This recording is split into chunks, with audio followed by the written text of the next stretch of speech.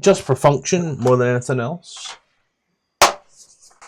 Let's start because last we were here, I'll let someone else do the recap. Gark, I imagine you doing the recap right now after 2 weeks would be hilarious, especially with all those drugs coursing through your system. Right. Can you give me a hint? We were in a jungle. Right. Sounds like Give what I me want. Do you want to hear my notes? Well, yeah. Found 17 eggs. First thing. That's Fort it. is no. Fort is abandoned. Supply depot. Around 7 buildings which look destroyed. Graves are exhumed. We found a child's journal and some toys that Gark took. I got a fishing rod. Then we were attacked by zombies or zombies. I've got written down. We then, surprise, got lost trying to find Mezro. Got near to a large rock with a fire on the top. What? I don't have toys on my sheet. I do have this. I don't know why. Neither do I. So I'm glad that we are all on that page together. We're all on this journey. Because never mind. you made a big deal. You made a big deal about Clive constantly vomiting. No, I remember why he's vomiting. I don't know. I don't remember the toys. I don't remember any of this. I remember zombies. Yeah, we attacked zombies. We were attacked by zombies. We probably talked about people being buried because this is suddenly in my inventory as well. I don't know. Can I give the torch to someone else? Go for it, Tom. Don't look at me. Go for it, Tom. You're the smart one here. You take the notes. Yeah, sure. So last session we started off in the abandoned port depot thing, which I think we determined was the port that was on the map that had been destroyed. I think we determined for like over a year type thing, and it looked like, I'm not sure. I think someone found like sort of tracks leading in and out of the woods, but it could have been zombie tracks. Not sure, or it could be people fleeing. And Ruby found a book. It was a journal of some kind, and in the same place, that's where Gark found little stone like carvings of animals and stuff, things like tiger, lion, and stuff like that, little toys like that. We then decided to try to head back to Mezro, and I think Gark, Clive and Amber decided to lead the route, but my understanding as someone who purposely wasn't looking at the map was that we got lost, missed it, went like overshot it type thing, went past it almost, and then you start to see this large rock with a fire on top of it standing out from the jungle. I think it's how Scottish declared it, and then our guide decided to step round and lead us to, I believe we got the sort of like the edge of Mezro, or near to where Mezro is, and that's where we sort of left it off. Yeah, so for here, 2 smaller updates on things. First and foremost, after session, I spent a lot of time with the full map and our map. Everything's now basically all the points that I deem interesting. There's a ton of points of interest, but some of them are literally one sentence. So, so I spent some time, put some things on the map that you won't see, but they're now 1-to-1 accurate, inshallah, Mego. And I have also just imported us this brand new, beautiful map of Mezro. Yes, it holds your applause. Yay, I sure can't see everything. Yeah, like I said, threw it in last second there, apologies. Was hearing you, took a moment to fix out. have been having some issues with vision in other games as well. I do hope that you can see this whole map now. Yeah. Cool. I can see it, but it's still dark. It's almost like it's 2 a.m.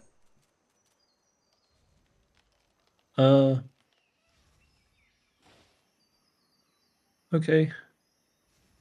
But yeah. Are we on the edge of it, or are we like Yeah. overlooking? User. I see user kind of overlooking it a little. I think I've just tried to push up glasses that aren't there. You're up, I'd say elevated on a hill just by it. You've got a nice clear overview of it.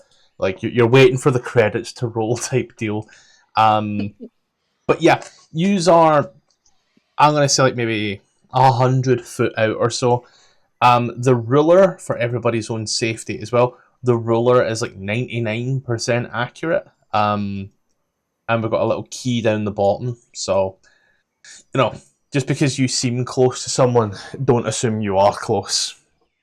To my knowledge, because I wrote this down, to start with, people were potentially going to talk to Dragonbait, in regards to this.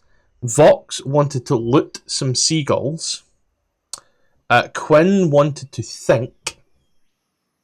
Amber wanted to do detect magic. Azuri wanted to explore. And Clive looked at Aziri and went double it and give it to the next person. But yeah, as you look over the destroyed ruins of the city of Mezro, it does seem destroyed. Are the ruins sort of like covered in plants, or are they just like buildings that are ruined? They're covered in plants. There are, like, you know, vines and such that seem to wrap up some trees. There are parts of buildings that seem to have like huge chunks taken out of them. Parts of buildings seem to have fallen in ways that it looks like rather tall objects may have hit them from a distance, almost like some form of, say, siege. Parts of this place that, like, such as that central channel, are flooded. It does seem like the water has gone unchecked here, but it does look it looks a bit safe as a construction site. You know? And looking out, is there any signs of inhabitation?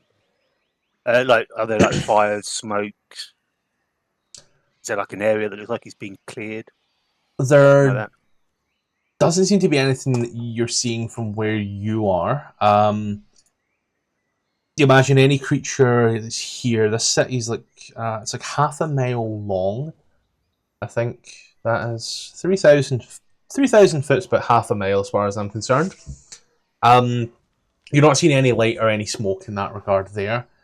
But you do also get the feeling that it is also a place where maybe some predatory ambusher type creatures may reside.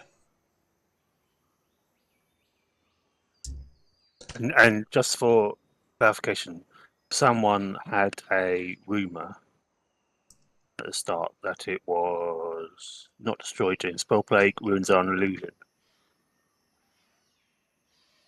Pale-skinned man whispered to a dragon man with a big sword smelt of honeysuckle.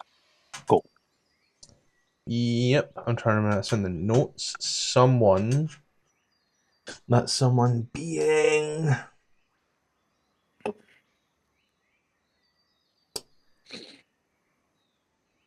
Nope.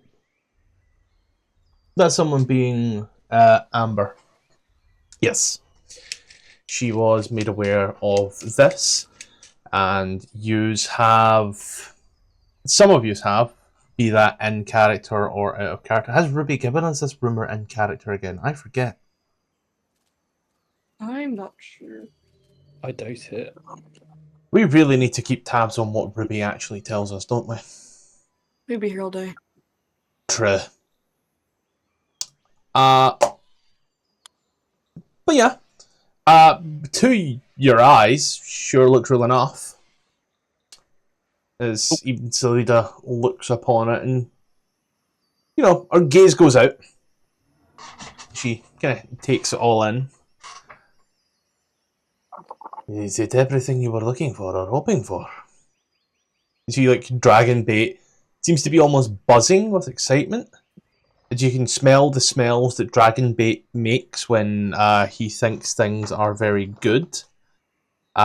Which I think is honeysuckle. I don't know, because God forbid that this be something that's readily available for me. I should have think when printed it's it something off. Fucking positive, weird. the smell is negative. I thought it like baking bread and ham. I think the ham is the happy one. Victory or celebration? Ham. You all just smell Christmas ham.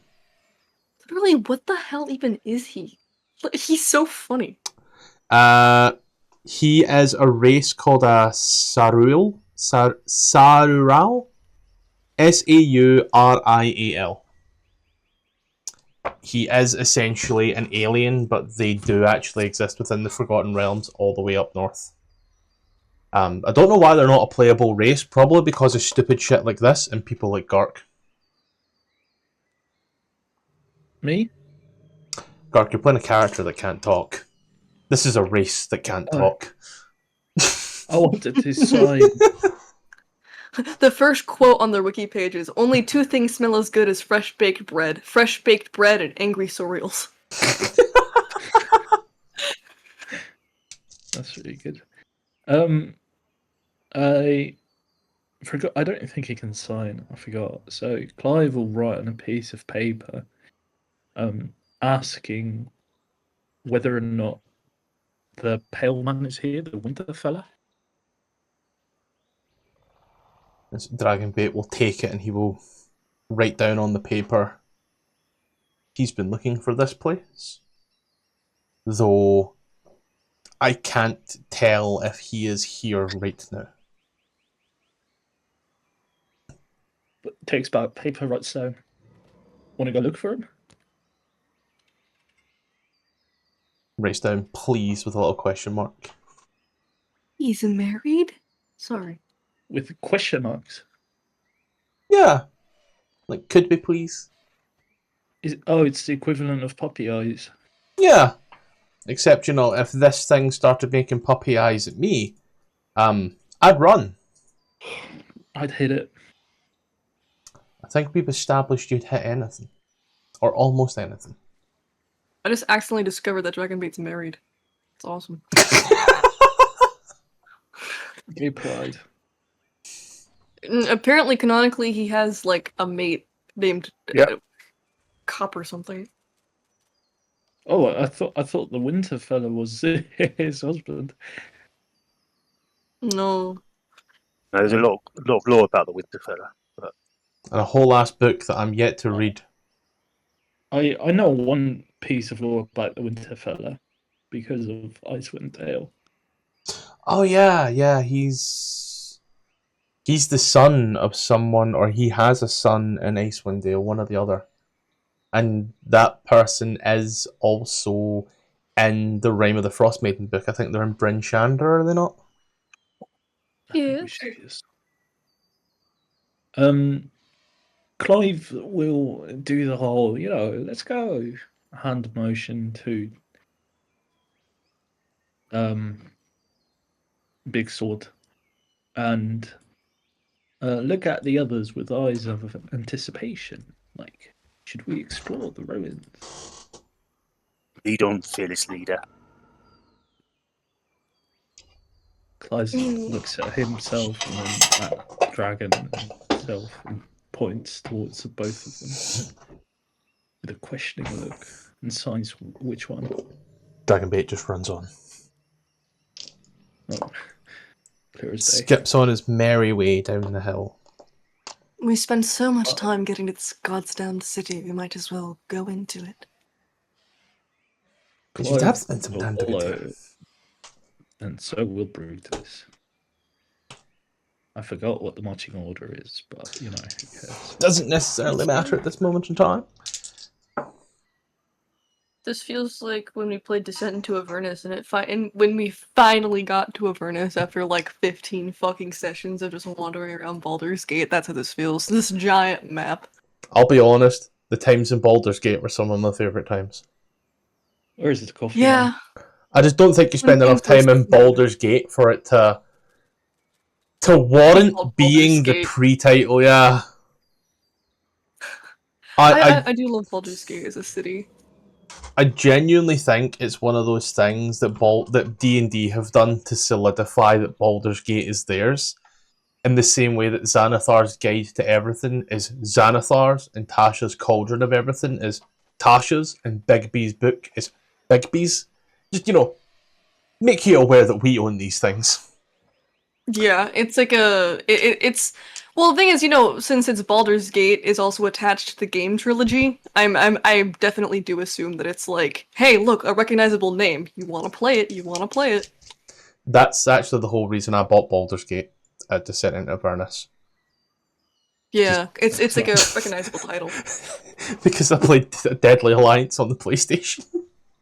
Oh, dude, I've been thinking about reinstalling the third one. I have 625 hours, but I have 425 gigabytes free on my computer. Just got I'm another thinking hard drive. about it. But I'm thinking about it. as you're looking in, Clive, you are the fearless leader here. Could you go ahead and give me a D100, please? Sure. In the meantime, someone talked about bush Tory creatures. Could Brutus make a perception check, please? Yeah. Smart choice. Oh my god, I forgot we You're- changed you're- the format. Don't worry, Gart. 41. You will, yeah, 41. Cool. As They all you look like. are looking around, Brutus is looking for any type of creature, correct? Can I say creature and / or trap?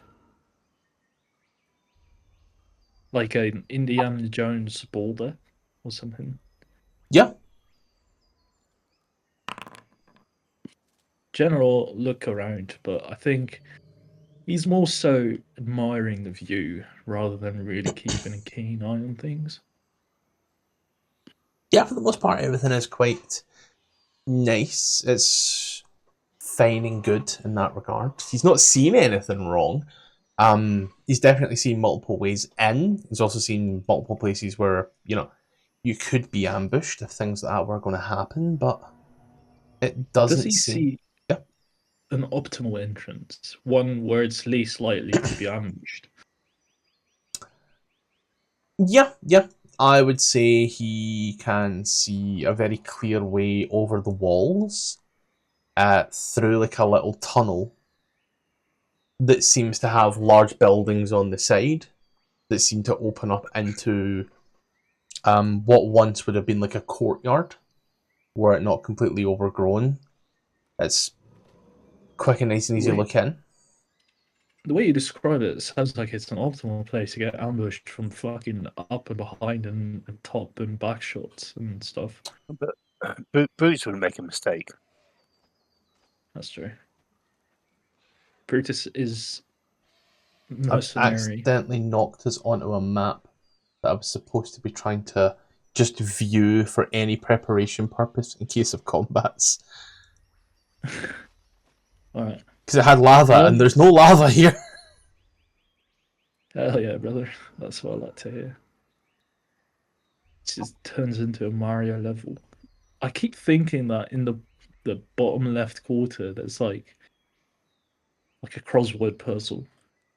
I keep seeing like a word, like a vertical word. You feel me? You see God. what I'm saying? You're hallucinating. No, I'm not. It says like... I'm really not. It says like Cola Epo. Anyway, what's with the D100? Wouldn't you like to know, Belgian Are we boy? approaching? Are we approaching the northwest quarter then, or Yeah, you're coming in from the northwest. okay? I'd Yeah. say. Brutus would try and lead us to the ambush fella place. Unless Dragonbait is like running off to a very specific tunnel / door / whatever. No. Dragonbait is similar to yourselves. He's exercising caution. He's concerned as well. You can see it in his face, passively insight. He is also confused. Maybe he didn't know why this place was in such high demand, but as he's looking round, you can see he's making his own checks to see if there's anything that he can see as signs of his friend. I'm going to need this source book, and I'm going to need this source book, and might as well grab this one. As we move, is it possible to start picking up like a small handful of like stones and rocks for sort of potential throwing to see if we can trigger traps and shit? creatures? Yeah. Passively easily enough, yeah. Just so that It's very clearly becoming our best Far Cry session. Yeah, you pick them up relatively easy. Plenty of little rocks, plenty of big rocks, plenty of like marble and such as well, I would say. There's definitely sharp rocks that, were you to spend a bit of time with, you could turn into, primitive spearheads or arrowheads. didn't you say that it looked like this place had been like under siege or something like that, fire? Siege would definitely be the word I would use here, yes. And does that include the walls, or is it just stuff inside? Many of the walls do seem to be a bit broken. Give me a perception check.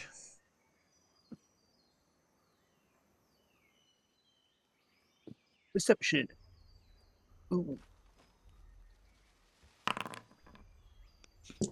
You do notice that there are like big divots in the ground as well. Like, I want to say 6, 7, 8 foot diameter. I guess that's like 4 or 5 foot radius. Deep pivots in the Is there ground. anything is there anything buried in these? No, but it looks like something heavy came down on it. But there doesn't seem to be like any rock or such in its place. Okay. And as you're looking around, they do seem to come in patches, would we say. And they do seem to have a pattern, I want to say. Do you notice there's like one big one, and then just up from it, there's like 5 smaller ones that always seems to sweep in what we would call a clockwise motion, but it's also in like a straight line, like a diagonally straight line. And they go from quite big to smaller. What was that? Like a trebuchet.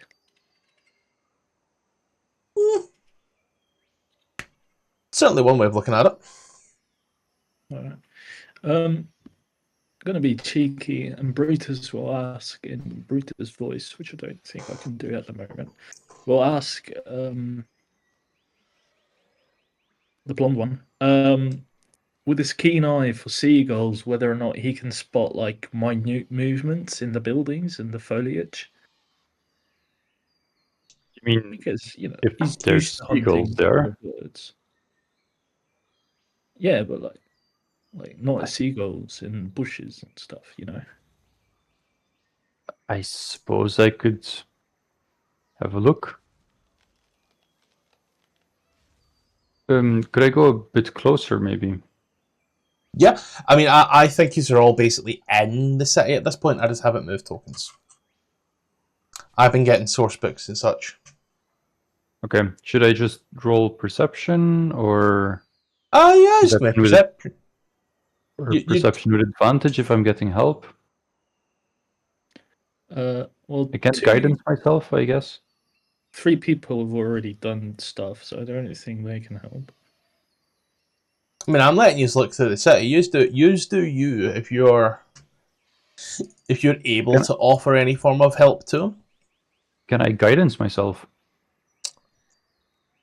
I'm gonna say no, just because it gets really annoying really quick. You can guide this other people, Okay. but not yourself. Fair enough. But I'll say the guide, Salida gives you help, because even if she's taking it all in, she's got a Okay. keen eye for traps. So with advantage. In fact, can she help you? No, she can't actually help you. Well, not that it makes a big difference. Yeah. Your perception's flat, damn son. As you're looking around this area, it's quiet. Every now and then you do think you see something, but then it's just like a little snake slithering through, or it's like a little frog jumping off something, or a little firefly. And at first you are a bit like, oh, is that really a firefly? But like you realise you're a lot closer to it than you think you are. As you're just awestruck by all of this. Is it nighttime? Yeah, I'll say yes. Yeah, it's nighttime, but it's morning, but it's still quite dark out. But you can, if you wish, burn a few hours till daylight. Clive Well- Ward for that. He thinks it's smart. Looking, the folk. I mean, do we go in? Something can either hunt at night or in the day. If it's a day hunt, it'll be asleep now, so that would benefit. Yeah, but during the day, science, at least we have a bigger chance of seeing it. Do we know what's in this area at all? Buildings. From what I can Thank- see, there's nothing much. Well, I was going to ask our resident expert. And looks at Cylinder. No, what about it? Sorry, I'm still taking it all in. Are you familiar with the things that might be active in this region, aside from the obvious things? Anything in particular of note? Now, this is the city that's been destroyed the past 100 years. You would maybe be wary of undead, which I'm sure we're all sick of seeing undead at this point, but sadly, undead would definitely be something. Maybe some small dinosaurs, perhaps. Grung, you want to be careful for grungs, sleepy little bastards. They remind me of these other creatures from your area called bullywugs, but much worse. If the water's high enough, you may need to be prepared to deal with water-based creatures. Don't know what type of water-based creatures we would find here, but there's water-based creatures. Brutus will ask. Plants. Plants are another one as well. I almost forgot about the fucking plants. If we're worried about the water creatures, I'd say that, well, undead aren't going to play by the rules of night or day, so if we want to be aware of our surroundings, I would put my bets on going during the day and then traversing during low tide. Clive will sign I can't swim. The light would be a blessing.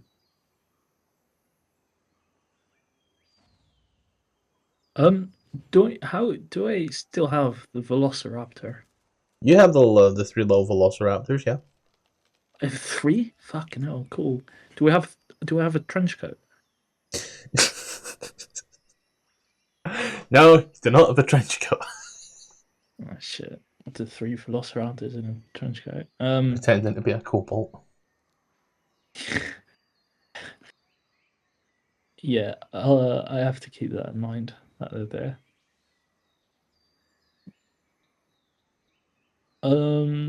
Is there a spot, like where we could rest that's like hidden by foliage? Yeah, I'd say there's a few little like areas hidden by foliage that are also like derelict looking houses as well. You know, there's walls, but it doesn't look like it's in any peril of collapsing in the next 5 minutes, you know? Okay, what about the Just next 5 hours? just looking at the ruins, are they sort of enclosed buildings, or are they sort of like just a few walls left standing? Some of them were enclosed buildings, and some of them are just like, a few rough walls. Like, some of them do have roofs, some of them seem to be like 2-story houses that have just had maybe a facade ripped off at the top and still covered by the overgrowth and such. It is relatively secluded. An easy place where the prey could become the hunter, is what I'll say. Okay, I'll help Gark look for some place to sort of like hole up until daytime or morning. Yeah. Brutus will stay with, or actually, Brutus will look for with Zaziri. Clive will stay behind as a bodyguard, I suppose. I need to shit. Can Brutus make a perception check with advantage for looking for like a place that has maybe like one doorway that we can kind of trap or set an alarm up for, or just look I'll out help for? with any checks made if I can. Right, this is something this is something that was pulled with. I want to do a big double check, and then we'll make a quick here. A B C D E. Nope.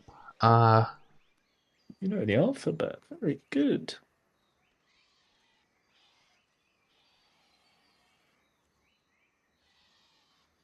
I wonder why Pepsi has the only favorite label Right. he has on his entire sheet is a shield. Right. This is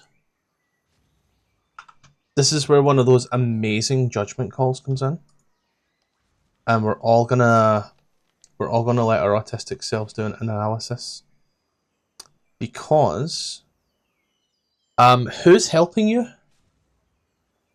I thought Me, Ziri. Oh, I mean, I'll help too. Fine. Fine. Okay. This is where A B C D E F G H, by the definition of help, you choose one of your skill or tool proficiencies. Okay. As in that rule that you used to have, Gark, where you need to be proficient to help, seems to be an what the hell? actual rule now. What the hell? Alright, sick. Never mind then. So that's I'm proficient in that's what I perception. was gonna say. Do you fucking little Yeah, moth? Do you just want to run it I'm rule as proficient in written? perception. That's what I say. Do you just want to run it rule as written, or run it as a 5e rule? I'm putting that to use now. I'm in favor of rules as written. Yeah, I I'd say so. prefer. Out of character, I like the rules as written, where you have to be proficient. In character, I like it when Clive can do survival checks, but I'm a little biased, I think. It's nothing stopping you making it on your own and pretending you're helping, but not actually.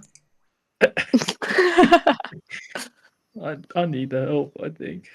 Yeah, but look at it this way, okay? Statistically, it's not a massive difference if you're not using the system, because if you roll with advantage, you roll 2d20s. If you roll once as Clive and Brutus rolls once as himself, you're still rolling 2d20s.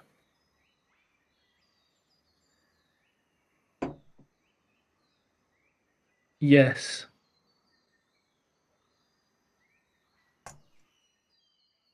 The only way it makes a difference is if you're trying to cheese it by having a person with the highest modifier roll with advantage. Sorry, I'm reading this right now. That I was trying to find a way to paste the rule out using D&D Beyond, and I couldn't, so that's it there.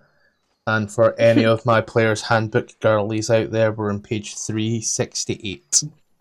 But this states that, to be a nerd, that Aziri can help Brutus, but not the other way around, because Aziri is proficient and Brutus isn't.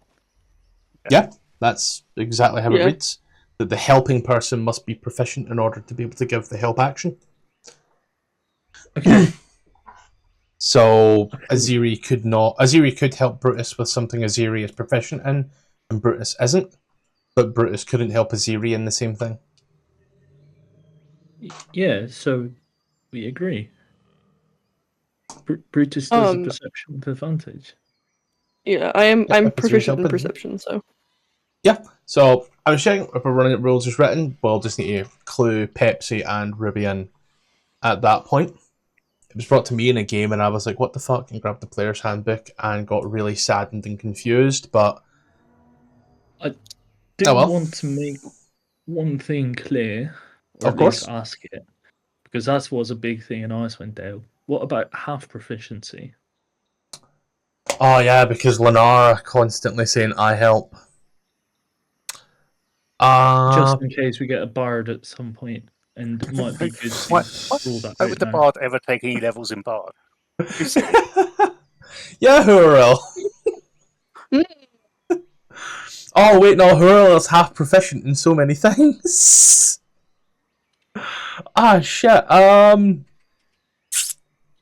It's called Jack of all trades, isn't it? Yeah. You can add half your proficiency bonus rounded down to an ability check. I'm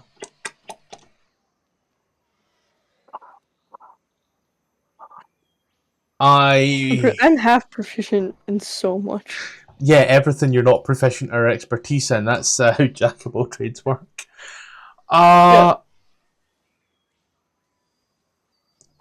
It's still technically a proficiency. I will... Hell yeah, I am the ultimate helper. Know it all. You can at least put some of your fucking bard stuff to use now. Every Yay. time you give the help action, you're given a bard skill. I'll say, yeah, just that way you guys still have that freedom, that way Hurl actually does stuff. Yeah. Fucking time. Who else scales, dude? He gets kind of useless early game because he misses out on things like extra spells. But I'm working up my Eldritch Invocations, and once I start getting my actual class abilities, I get to start stacking on damage buffs on damage buffs on damage buffs. I have it thought out. You hear that, guys? This is good Quinn's fucking useless code. early game. Yeah, I scale. This is just like League of Legends. But Never played that. Is that why you're left on your own? Yeah. Just like in real life. Can I make a check then? Yeah. Giddy. You can find a few places to lie, lay your weary head for a few hours in order to pass the time. It's not very hard with all the places around, and you look around some places, you do find some old inhabited areas. For the most part, however, the place you find is good enough. It doesn't seem to have had any previous inhabitants, within the past ever, since Mezro went gone. But when you come to think about it, as you look through the house, as you're just trying to make sure that it is safe, this is very clearly a house.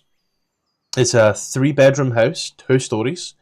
There is an attic space and a small veranda that one could go out upon. There's no beds. There's no couches. There's no utensils. There's no pots. There's no pans. This bitch has been ransacked. Fucking hell. You're not doing a very good. What's a house agent? Selling it. 3-bed, 2-story, veranda and attic, unfurnished. Well, Nice river view. That's the that's the thing. As you're looking around, it doesn't even look like it was ransacked, because the inside, some of the walls are cracked due to like vines piercing through. And where there is structural damage, where like the wall has maybe came through and collapsed, there is rubble. But there's nothing else. it's almost like the house was never actually furnished to begin with. It's It's just like empty. it's one of those Chinese metropolises where they have these massive fucking buildings that are just, Or just empty. empty. No one did. Yeah. They're great. You buy the places. Alright, cool. Put in your own fucking walls now. Didn't that happen in Spain? Like they have whole like cities or towns that are just empty because they built them. Yeah. It happens. We quite have often. those in Clearwater. That's where all the Scientologists live. I thought that was just I the thought you China had clear thing. water in America. No, well, we have fake cities in Clearwater because Scientologists built entire cities for people to walk around in. It's really creepy, like these empty ghost towns with cameras everywhere. It's terrifying. Sign. Is that so they can Fucking walk hell. around with their lizard skins out? Yeah. Scientologists are a separate breed. So So, well, asking another player playing another player character, would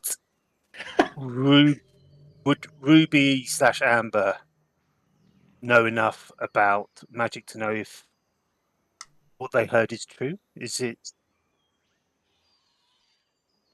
Because why would this be a building with like no signs? Like, are there any paintings on the wall? Are there any sort of like evidence of decorations or anything like that? Unfurnished. Completely. Yeah. She And- would, I would say she would because she was going to do it, so I'd say she would, this is a safe place, a good place, 10 minutes. Mhm. She would ritually cast off that detect magic at that point there, I would say. That seems like definitely the best time for it. After about those 10 minutes, as she kind of looks around, she, gives it to everybody and goes, "Well, hot diggity dog there, gang, there was magic here at some point. And things were created by magic. Hot damn." And then she'll slap her knee and pull out her chewing tobacco. It's the This best sounds Amber like a impression you'll get. children's program. It is. When did I ever take anything seriously? Bar that fly that's running across my monitor. I'm gonna kill that bastard. Just you wait. Just you wait. Brutus would. Oh Jesus! Hey Suki. Hey baby. Brutus would say that the veranda might be good to keep an eye on things with my gun. And then we can have someone else look over the staircase for security. How? Oh, I'll do that. Veranda is. It doesn't look like veranda was the word I was going to use. It doesn't look like veranda was the right word to use, but it's canon now. There's a veranda that also has a balcony, I guess. Yeah. And I thought. Well, it looks like a veranda's on the ground veranda floor. is the definition of veranda is a porch or balcony.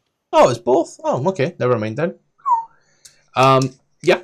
Looking on it, it does have a nice view.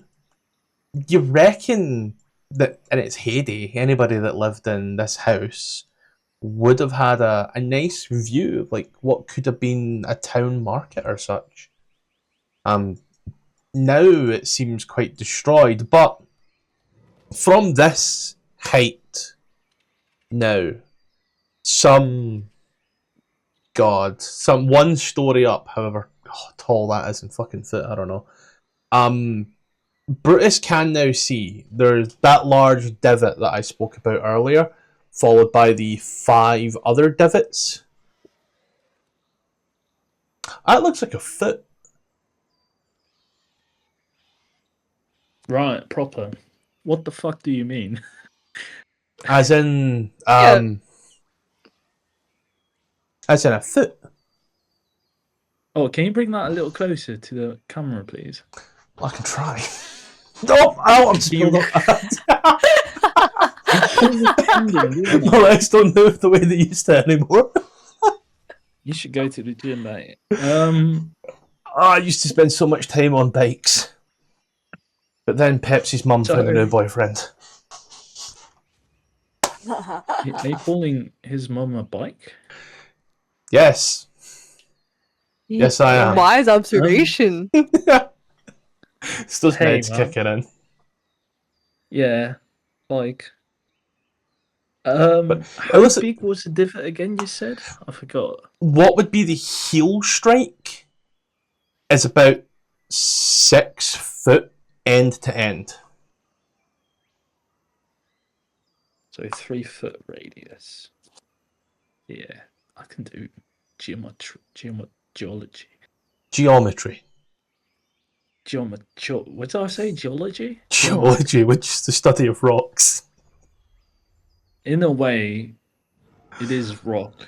True. Is all. Okay, that's a little scary. This Would- might be a bit of a metagaming question, but does the shape of the foot look artificial or humanoid? As in like Lego versus human foot. Human foot. Alright, thank you. Yeah, Would Brutus human know humanoid. Yeah. Brutus know if all animals have like 5 toes. It's not so much Okay. the count. It's more so the shape that gives it that humanoid feel. Yeah, that's what I was talking about. Thank you. Is there a smell in the building? Smell of jungle. Those Right. sweet jungly flowers and such that seem to be growing in that Dragon So- bait. dragon bait, that dankness that would seem to come with, such a humid climate. Begins to smell a bit like an old folks' home, like Florida. But no, Brutus like will- decay, death. That No, might occur when nothing so Okay. sweet. Brutus would like to investigate the panorama and see, the path of the footsteps. Like, where do they kind of lead to? Do you feel me? No, I feel you, 110%. They Like- seem to. Could it be drawn on the map? Is that a possibility? Yes. I was trying to get. They seem to go in like a clockwise way, but they do also seem to like veer off in other places as well, going to what could have been potentially at the time, fucking fly points of interest. Like what appears to be that large stadium, as an example. And sorry, one more. I hate to bother you. Does it seem like it's one set of footprints, or were it like multiple people? Like, is one footprint maybe a little elongated? Is one a little chubby? You know. There does seem to be a few, but there is like these are the biggest ones. There are some smaller ones as well. God, what the fuck did you just send me? That's it. You wanted it. Okay. I'm nothing if not a people pleaser. That's Yeah. disgusting. Wait till I take the sock off. You got to pay for that usually.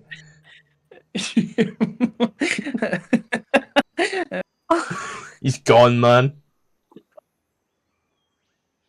But it does seem there's like a few smaller ones.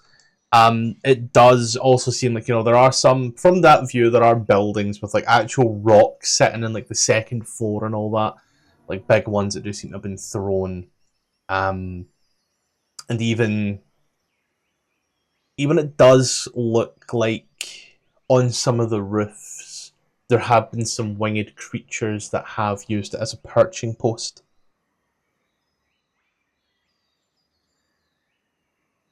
Alright, I'm calm and collected now. That sounds like more of those terror folk, I think they're called, were around.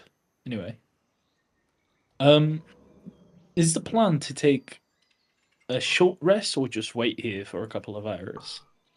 Waiting here for a couple of hours doing relatively nothing I would class as a short rest, regardless. Can we play a game of blackjack? Fuck it, why not? If you guys wanna. What's your input? Why the hell not? I did much actually do you have a question, a silly question. Uh-huh. Clive would like to take one of his little raptors, look at Brutus's quiver of Alona, and just kind of gauge whether or not he can shove a velociraptor down the quiver. He won't actually do it, just kind of look if it, fits. Normal people thoughts, yeah, sure. No. I wanted a guy ask if we got one of these quivers and we had a gnome party member. Could we put the gnome party member in the quiver? Well, And could you? then, because then it was, and then what you do is you over encumber the gnome. But technically speaking, because everything in the quiver only weighs this much, the gnome technically only weighs this much. And about 2 sessions later, I told the guy to find a new group because I was done with his shit. No, I don't want to go that route. It was more so the velociraptors have a safe space. You couldn't fit a velociraptor in there wholly, but you could put its little legs in there, and it could kind of stand awkwardly between 2 pouches. This is somehow better than the new Jurassic World movie. That shit sucked. Does Does it seem like Yeah, they're accepting of this process? don't seem to very been manhandled. They're We'll young, leave it. but as you're trying to get them, you know that old saying, "Never bite the hand that feeds you." They're yet to learn that, and they're a bit. They're nippy. little. I will feed them one of my 3 Tiger Cube trail mixes. Remove it from my inventory, but I can't throw them on the ground and watch them eat. Does Brutus mention the footprint aspect of it, or is he just... He'd investigate it first, I'm going to guess, for 10 minutes, but he would definitely share it with the group, yeah. So, Ziri/me would have a question about the footprint. Looking at the footprint, does it look like plants have grown over the footprint, or has the footprint sort of been pushed and squashed the plants that might be in it, or I don't know, plants at all? The plants under the footprints, they do seem to be crushed and broken. Even trees, it does seem to have just came down on trees as well and flattened them quite out. There are smaller plants that seem to be pushed away, but that seems to have been pushed away more by force of other things falling around them. It was more timing so that some of these, or at least the footprints near us, might have been caused after the plants had grown over the this ruins. No, the plants seem to come after the footprints. Sorry, I misinterpreted your question. The plants... And there's no sign that they might have been avoiding it. I imagine if there was a dead zombie giant or whatever it was, the plants didn't react badly to it. There's no dead plants around it type thing. There's no dead plants around. No. Okay. There are. As you look out, you do get the idea. It took me a moment since I was doing a bit of reading. You do realise that you are in the market area. Now that you look around, and you can see places where there were clearly stalls and such where plants definitely did die. And in their place there are now more lavish and beautiful bushes and trees as decay has brought life to this area through, bees and shit dropping stuff and wasps. But there are trees growing out of tables and like tables perched under trees and bushes there as well. So it has been a while. A little bit. And just for the completeness of me, did Amber manage to get any magical school? She would have with Magic. detect magic. I just need to find the. I need to find the exact spell. Oh boy. So there is evocation and conjuration skills she gets. In the footprint, or just all around? When she's been in the building for all around evocation and conjuration. Okay, I think I know what that means. She would make you aware, I feel, that evocation magic is used for spells such as Wall of Stone. There is a bit of transmutation in there, which would be used for spells like Fabricate. And there is a bit of conjuration in there, which would be used for teleportation. Is Amma smart enough to put 2 and 2 together? You played 23 sessions with her. What do you think? Yeah, never I've mind. just heard that fly buzz in my ear for that silence. I'd say she could point it out and she, give me a d20, Gark. Give me a d20. I actually did it right. 15. 15. Arcana check. Oh. She gets the feeling and makes you aware that there is a chance that either one of two things happened. One of a few things happened. One, the buildings in this area were all built using magic, both to make the buildings and bring the things here, such as in the case of like the Fabricate spell and Wall of Stone spell, and in the same way people go, oh well, how did they build the pyramids? Well, how did they build Mezro? Teleportation spell. Secondly, They teleported the pyramids? there are people that do not believe that slaves built the pyramids, Gar. Just look it up and cry. Secondly, Aliens, obviously. Secondly, there is the potentiality that yes, this is a fabricated city and an original city was teleported away in its place.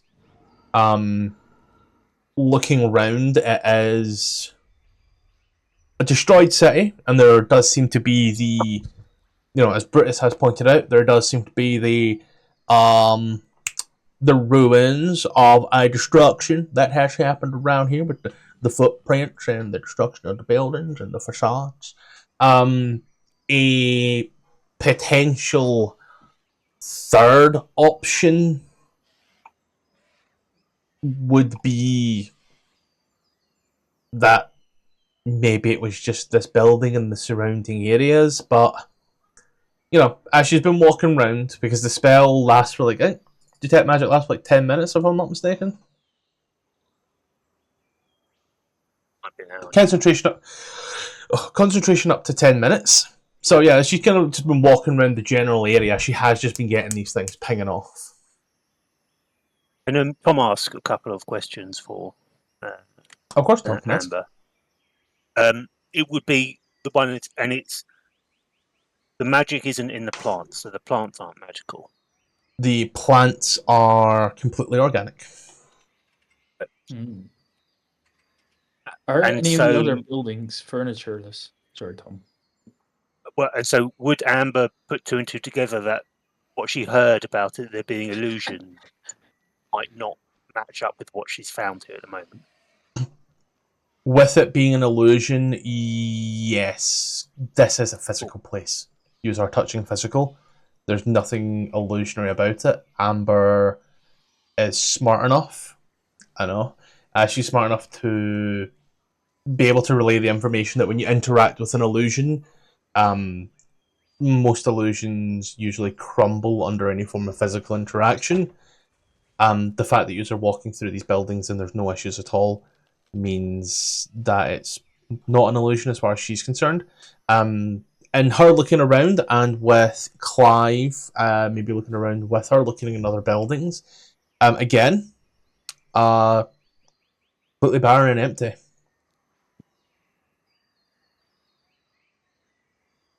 All right. In this Interesting. case, I think it might be a fake fabrication.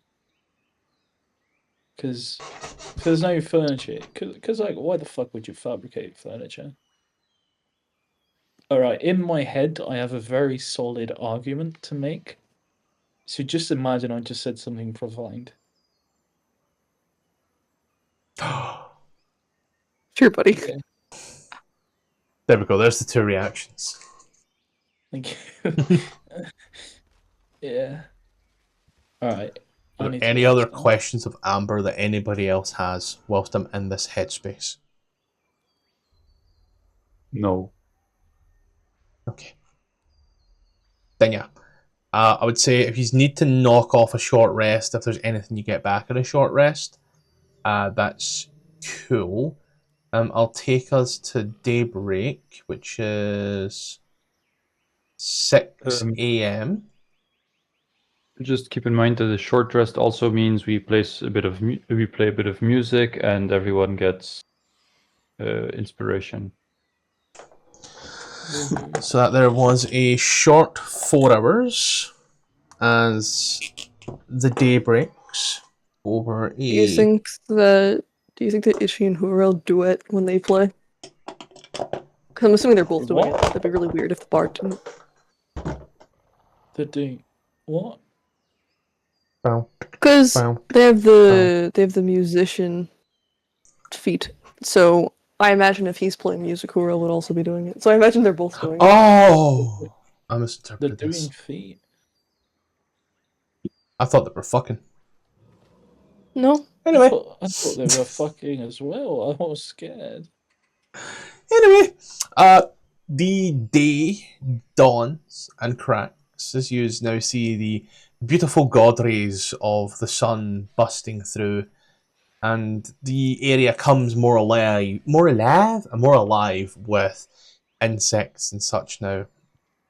This whole time, and so just kind of been looking around. At one point, she gives you a small story. She sits there.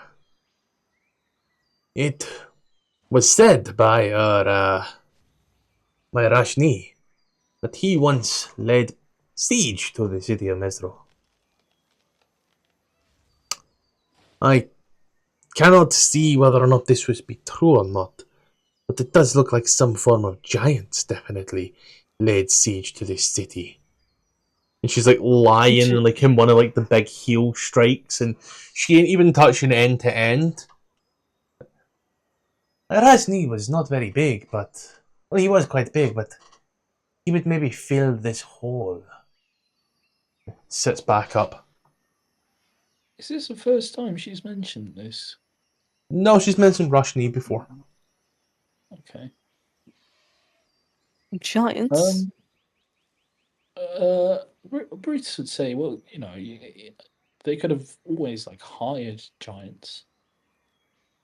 Though One there way or have been another. giants looking around recently in the jungles of Chalta. Frost giants as well, can you imagine that? Frost giants in a jungle. Popsicle. Are they on a holiday? Oh, they're looking for something. package tour south of Spain. They look for something. I don't know what, but they are very angry. So be careful. But yes, what other, is there anything in particular that we are looking for around here in this derelict area of what once was commerce?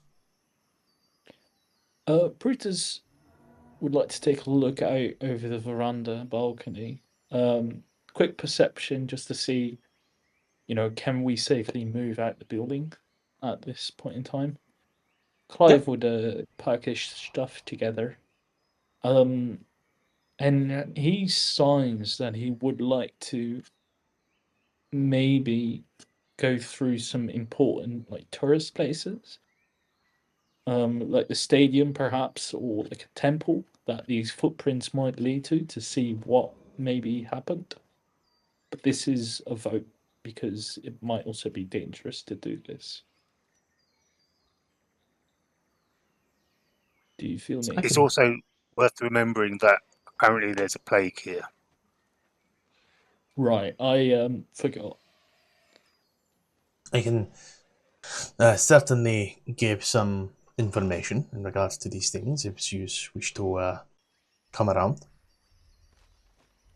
Is there any particular area here in this place you would like to go, or should we just follow the footprints? Follow Well, the we don't have a footprints. map of Mezro, do we? It's just like we kind of see the general layout. True. Then, as you are taking a little walk along. Well, first of all, could Brutus do the perception to see Yeah. if we can go out safely at all? Yeah. If it's like not something waiting for us outside the front door. Yeah, no, everything is fine. It's clear. But as you saw moving around, Celida is following the footprints. You do come to... Yeah? As we move, can Aziri keep an eye out for anything that might look like a temple or some kind of barracks or martial thing, just to see if there's a difference in the buildings, if that's possible under the plants? Yeah, you can take a little look out in that regard there. The perception check if you like. Yep.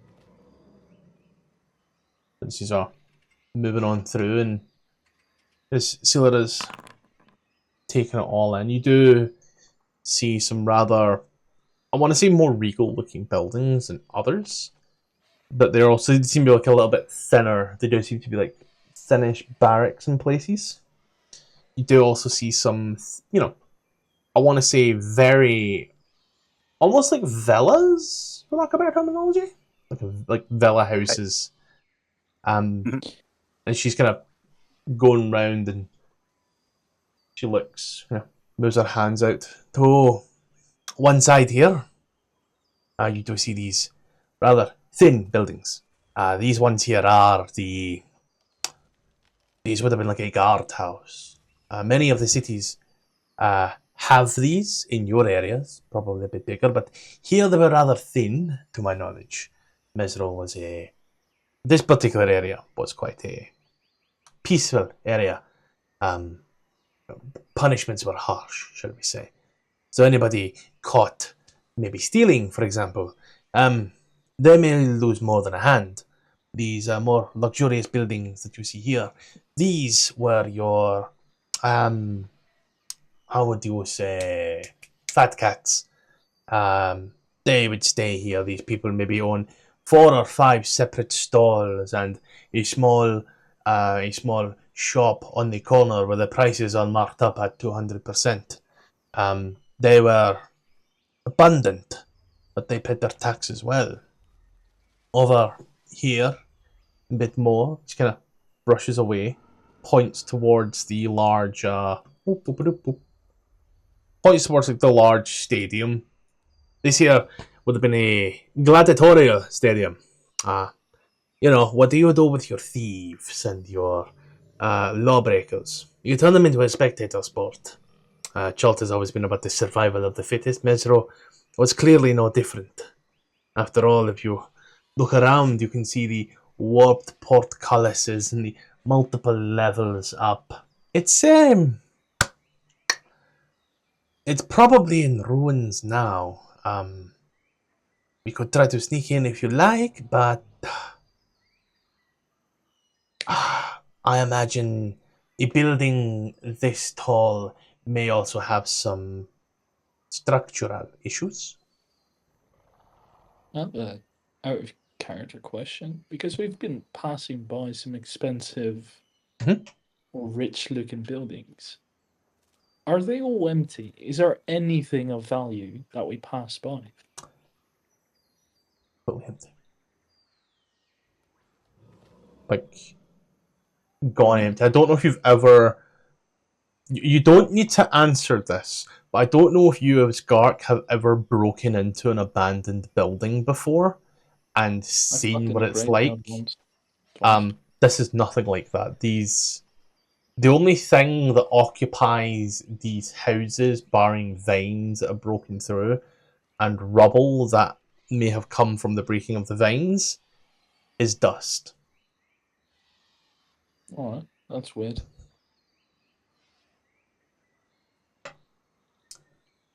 She moves on around. Over here, further closer, you can see the houses of the actual guard captains here. City of Mezro would have been broken up into its quadrants, as you can see here. The river, it doesn't run through here. It never did. But given the size of the city, it would be easier to have smaller individual... what were you, Clive? To have individual little people around as guards and such. Why move a guard from the northwest quadrant to the southwest quadrant when you could just have 4 individual guard post types? These ones here would have been your bigger guards. As you look around the houses here that you're seeing, they are in a very similar style to the what we'll call Colosseum, but they are very function built. Utilitarian, I suppose, would be what I'm looking for here. Like, they don't seem to have any special thrills or such about them. They do look more like the thinner guard-posted buildings, but they do seem to have a few additional stories that seem like it could help accommodate multiple bodies.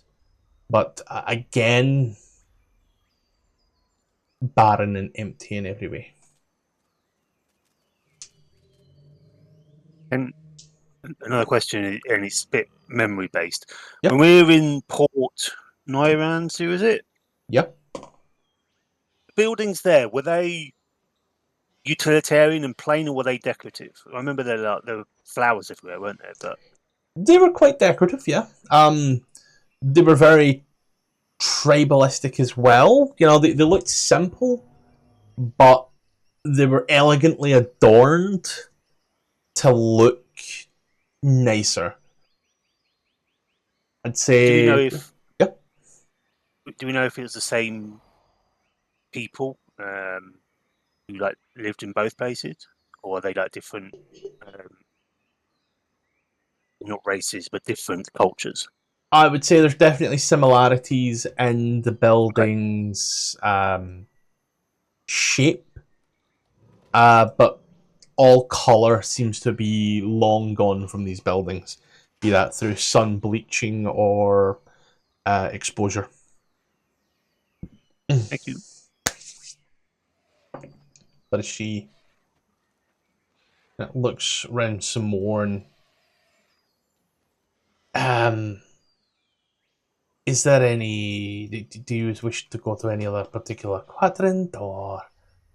Because again, I can give more information, but we have to pass by the body of water.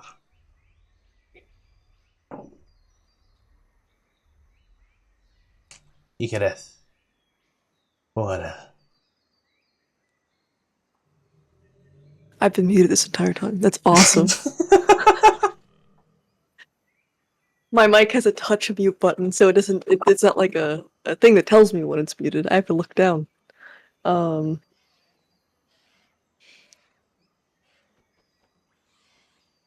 Is this like...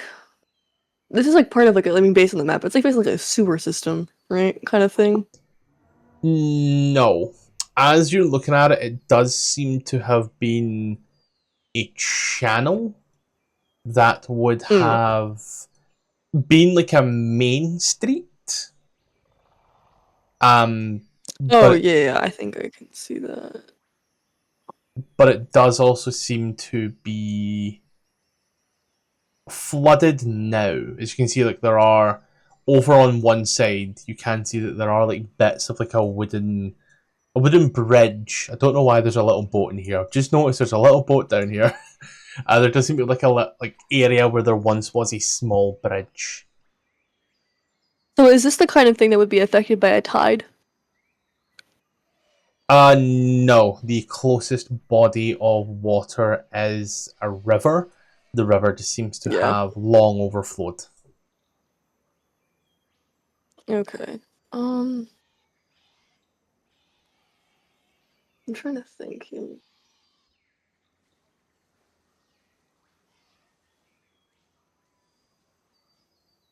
We can move over to another side if you'd like. And just the guard barracks area, they were same as the house, sort of like just empty, apart from vines and dust. Yeah, apart from vines and dust, again, supernaturally empty. No signs of animal habitation or anything like that. Animals and such, yeah. Like, things had been here.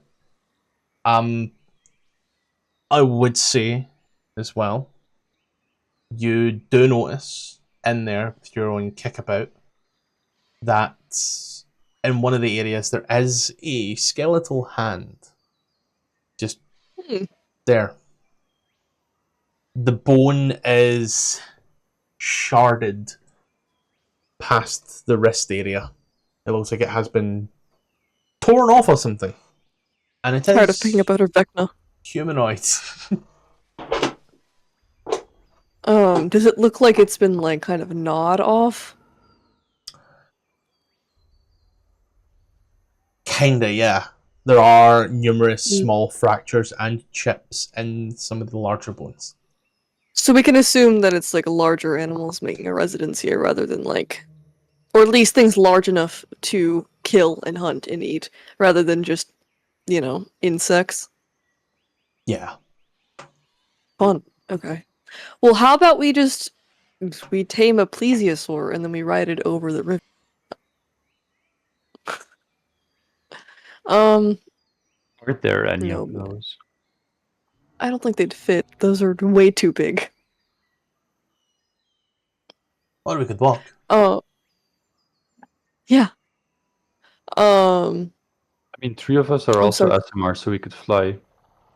I'm sorry if was my bit not funny enough for you. I mean, if we're not finding anything here, then I guess yeah, we can travel. I don't think if they're all taken and our wizard can't decipher anything further, then Azuri says she'd like to try and find something that might be a temple, or he points to is that big building in the center actually visible? Yes, it's the largest building in Mezro. Yeah, I don't know what I was about to say, Matt. Yeah, there you go. She say, "Well, I mean, I'd quite like to see if there are any temples, or maybe that building there." And she points to the big one in the center, beyond the thing. Ah, You try and go and see what's there. that was once the temple of Ubatu. Ubatao. Ubatao.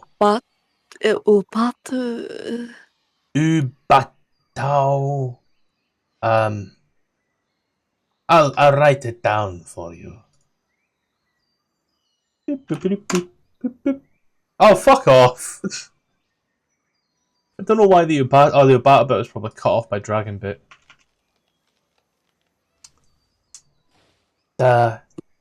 Yes, we could certainly go there if you wish. Are you a strong swimmer? Yep. Then let us swim. There is Moral also grimaces at the question of a strong swimmer. this Selena gets in the water and like you can see like there's a bit of a shiver up her as it's quite cool. She kind of looks over. You know, there is another Temple of Obato now as well, much further south, but it exists. And she starts to swim on over. It's a very easy swim. Azuri, you're quite tall in comparison to Selena. You're like 6 foot, ain't you? Yeah, 6'3". 6'1". Yeah, 6'3". It's like she gets in the water, you can tell like she's swimming. For you, as a Ziri, like the water it's deep enough that like you could try to walk on the surface, but it's like I'd be tippy-toeing. tiptoeing, yeah. Yeah. Do you feel that it is quite cool as well? And I will imagine that everybody else joins. Yes. You make your way into the temple. Is that a check? No. It's there's no current. That's the thing. So like, Okay. Does Amber need help? how tall is Amber? Amber is 5'4", so like she got in and was immediately swimming like a chihuahua. But as you get into this I will- large area, I will help her, but she needs help swimming-wise. you just come into the large temple. It's a large dome. As it comes down, there are numerous pillars that hold it up, and then just a bit more set in, there is the actual building itself. As this seems like its own little like courtyard. As you can see, vines have very much overgrown much of this area. Some of it do still follow the natural or unnatural patterns of the tiles that have been placed. As you do find a door, as you enter it, gotta get these names right. She looks at you, Selena looks at you. This here is the Temple of Obato, as I have stated. It is 9 stories tall. It was built. Are they bedtime stories or like proper stories?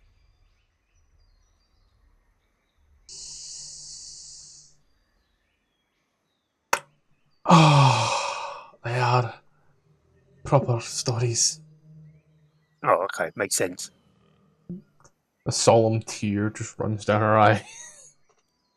So, this god, what kind of god was he? What sort of things were they governing over? Oh no, there were 9 gods.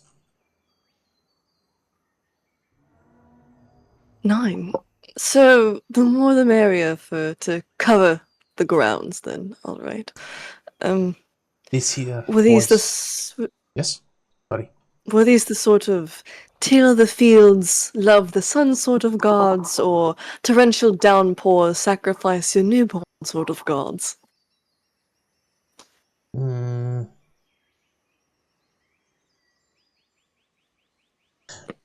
gods were strange. For example, Unka was the god of the self-absorbed. I think you and Unka would have gotten along great overall. That's fucked up. Smiles, a very cheeky smile.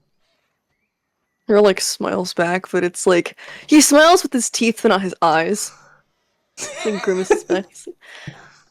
I do like to stay personally inclined. Well then, at least we're not going to be murdered on some sort of altar if one of these undead feel personally indebted to their gods, as far as I'm aware. So, what exactly should be here? What do we have to gain here, ideally? This also contains the Hall of Champions and the King's Audience Hall. It was a very, how would you say, important building in society. Or it would have been. It's culturally significant. There is a group called UNESCO who wish to make it a World Heritage Site. My But sister it's... works there. Sorry. She kind of looks... It's an odd place now. This building is said to have been built by magic. Although, I would imagine that most of the city would be built by magic, given that it predates a written history in Jalt. Sorry, is this building also completely devoid of furniture and stuff? As you enter in, it's not devoid of furniture, no. It's grimy, as you would expect. But there are statues, and there are what may have been benches, and maybe a past life. They could have called themselves benches. There is like huge cracks on the ceiling where it looks like something has come through. And there are boulders that line up with proper trajectories that Ikareth can figure out given his seagull hunting days. And there are statues of things. Some of these things seem a little abstract, however. Prime example being you see a statue that kind of looks a little something like this. What the hell? Oh, the bunny. It's One what that kind of looks like this. Oh! Wait, he's One that kind of looks like this. Up there. One that looks like that. Why does the bear have balls? One that looks like this. What do you mean the bear has balls? That doesn't. Like, kind of. I see what Very you mean. far apart. One that looks like this. Flow cell. Oh, that's a fun Monkey. one too. They're also fun. I think the second one is my favorite. I'm quite fond of frog. the Cthulhu snail. Yeah, I like the flow cell as well. But she kind of looks around. So, here would have been the king's audience chamber. And then, you may come from a kingdom yourself. But as you may or may not know, if you've had the right to pledge fealty to a king, you would come here, give the king your grievance, or do your thing, and he would sit on his throne just over there. She kind of points up the large way, and there is a sort of raised dais area of a few steps, and it does look like at one point there may have been a throne there. However, part of the ceiling's fucking collapsed on it. As she kind of gestures over, he would have sat there, given his judgment, made his calls of taxes and such. Then you have your gods on the sides and the one in the back, and then temples of the gods above, along with like halls of the dead and such. It was or would have been rather. I keep saying is as if I was there. I am 30, but it would have been a rather beautiful sight to behold. If you imagine all the peasants and royalty and guards lined up for coronation ceremonies of King Oswadi I. We've never had Scylla be this consistently informative and helpful this entire time before. She's doing guide stuff now. I know. It's crazy. I didn't know she knew how to do that. Clive would ask Brutus to translate and ask, do you know what those creatures are? Points to the statues. Do they have any magical significance in this Are they school of in magic? Are they in Amber's book?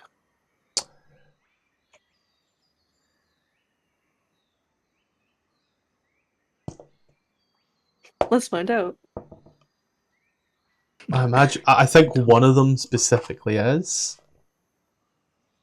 I picked the worst day to wear contact lenses. This is going to be a common thing, by the way. ABC. Amber rips open the book. And she does. 45. Oh shit, y'all, there's 2 of them.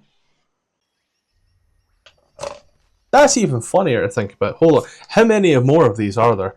One of them is definitely in this book, and I've just lost my place on the book entirely. Let's quickly check. So one of them most definitely is. I haven't shown you the image, but when I show you the image, you'll be like, ah, that thing! So the Mirage. Oh, it's in there.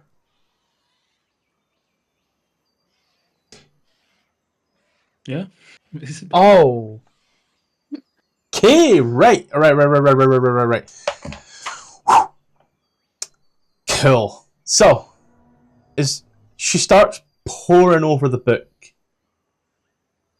She goes and points to the first image. The first statue. And she goes, well, hang on there, little partner. Cylinder, do you remember that little thing that you said that was a bunny that fucked a unicorn?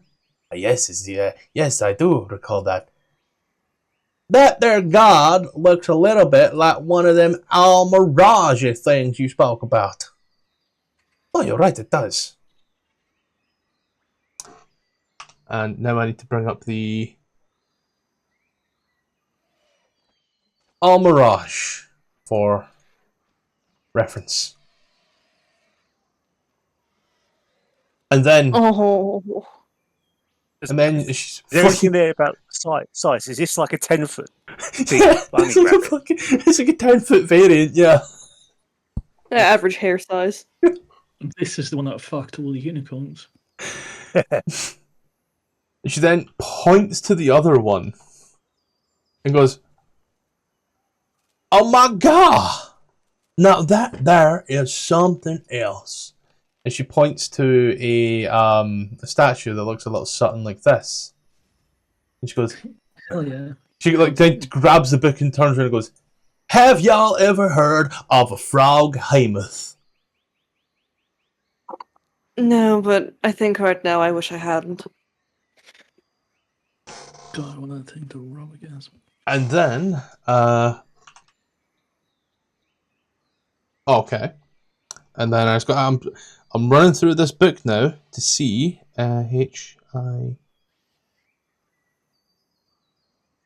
This one isn't here. Okay, that's cool. So she's not got that one. That's fine. And she then points to another one, another little statue. And she then grabs the book once more and goes, well, and that there, and points at this one, looks an awful lot like these little froggy guys. Which Celera goes, ah yes, the aforementioned grung. Wood. They're worryingly brightly coloured. I assume they're poisonous or venomous or both. Or related to tieflings. I highly doubt that. Depends on what they eat, doesn't it? I wonder if they taste good.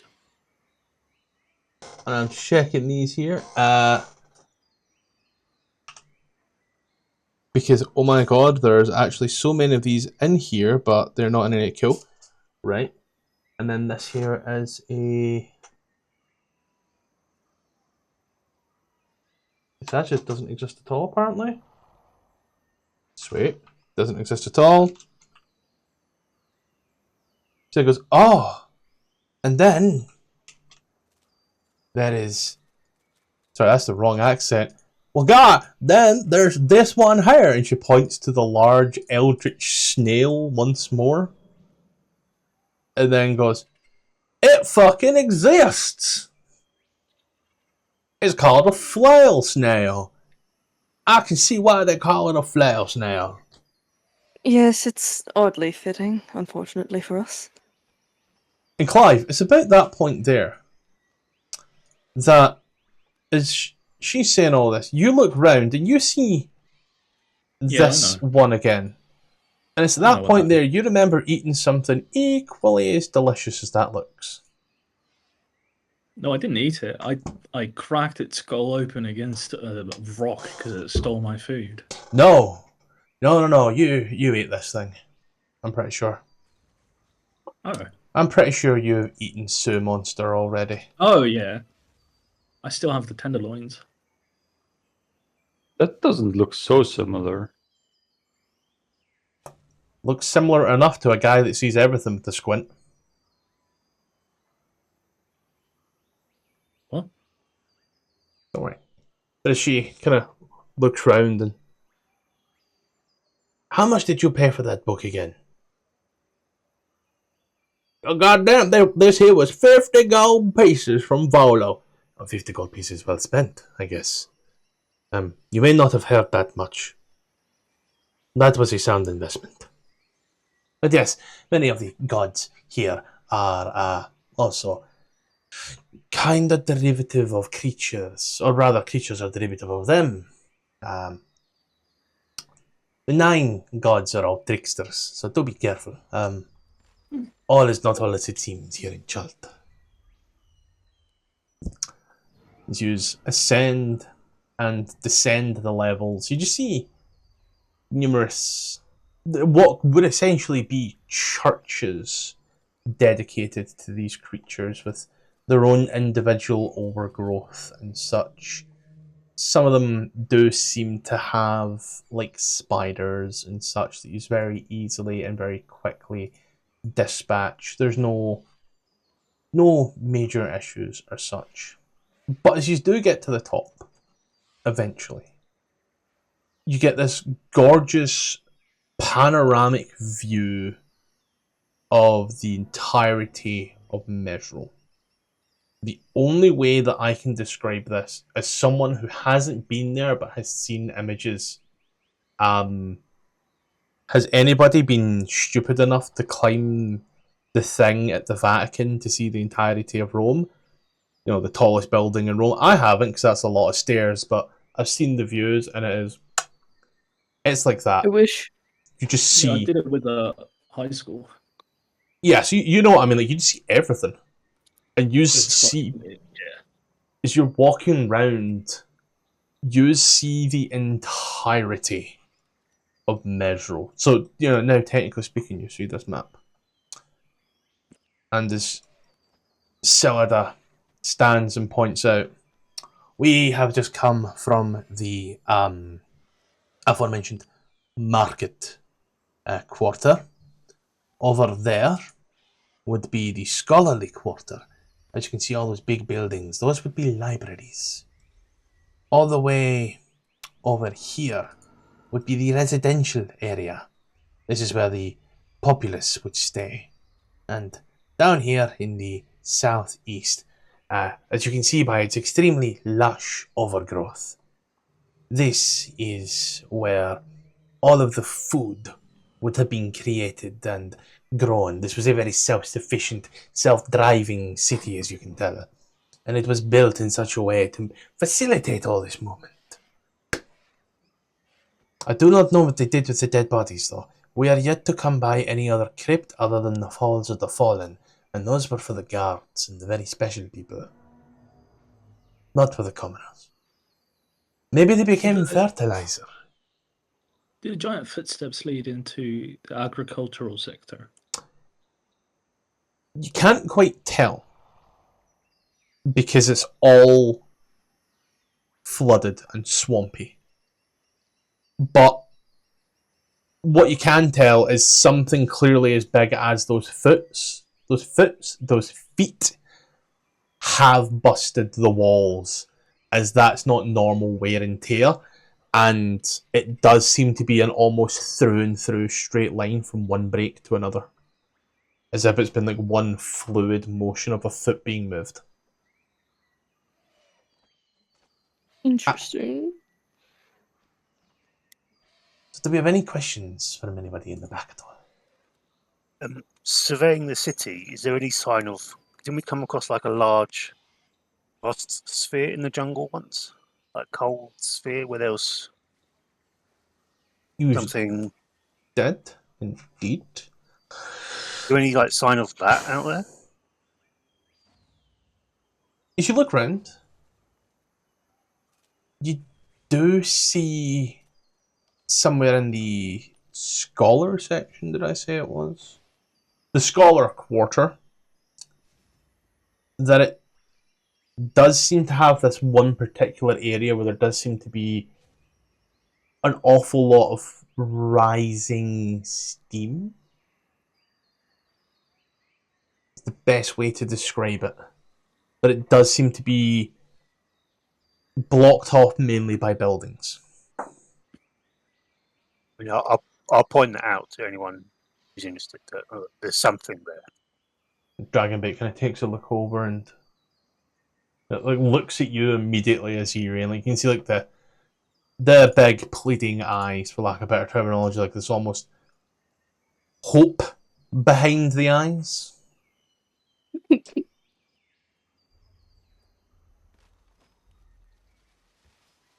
How far away is it? 1 second, just taking a note. State it as guide, party happy. From where you are on the tippy top of this building, about a fifth of a mile. So like 1,000 feet, right? Yeah. It wouldn't take you too long to get there. I'd say it's your biggest issue is all the fucking stairs going down them. That's fine. It might be worth checking out Clive sign. You know, if it's Winterman. Just a thought, hear me out. Back home when we were kids, we used to make these like kites that you could sort of fly in the wind. Do you think maybe we could sort of like build some like big kites from here, sort of like fly it over there? Funny, because mimicry is a racial trait. Did you do that on purpose, Tom?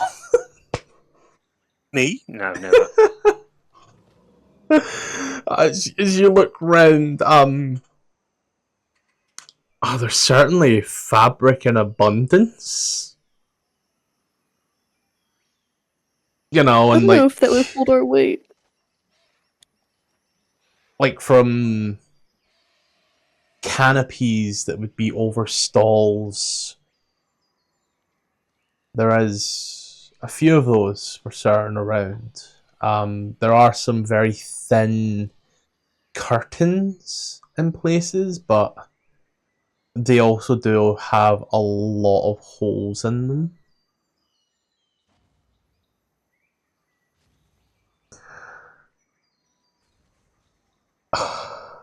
Maybe you put a pin in it and come back to it, but it's a thought.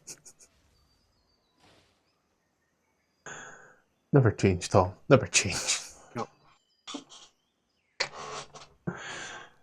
But as she kind of looks round, looks at you, Aziri. Can't you fly? When the founder wants me to, yeah.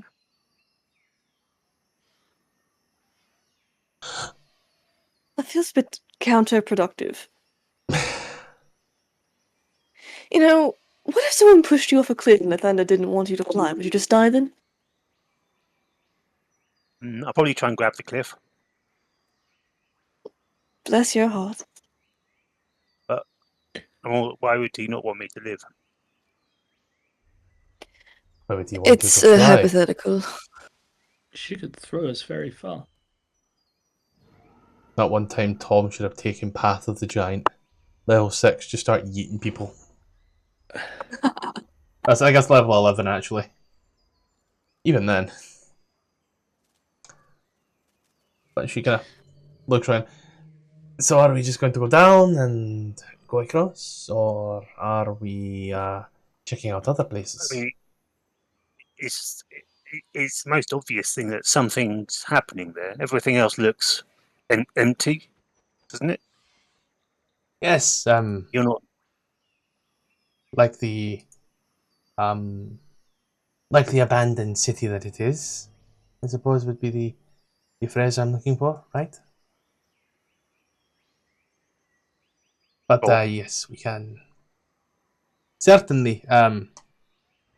I sound very catty. I do apologize. We can certainly make our way over there. As you are pushing your way along. Why the fuck is no? What the? Sorry, I pulled out a creature, put it down, and the image was a Dwegar. Hell yeah. The creature was Sorry, I just not a got- Dwegar. Is it the Take it naked everywhere. albino dwarf? No. That's Oh. just even funnier. Yeah, laugh my ass off. Hey, hi, so this is probably a good time to go ahead and put a pause on it, take a break, do whatever you need to do. We're going to go through some quick adverts real quick, and then we'll get right back to the game at hand. First and foremost, we are still available on Patreon and Coffee. Links are above, name is above here. There is now a ton of maps for different AD&D modules, some Dragonlance stuff in there as well, and some stuff that I've actually used in games as well. So go ahead, take a little look. You can support me on there if you wish. You can just subscribe here. Dealer's choice, either way. It's got stuff on it now. Now we are still partnered with the guys over at AdverntureOn. Yes, we are with them. Community of now over 1,000 members who are here playing D&D.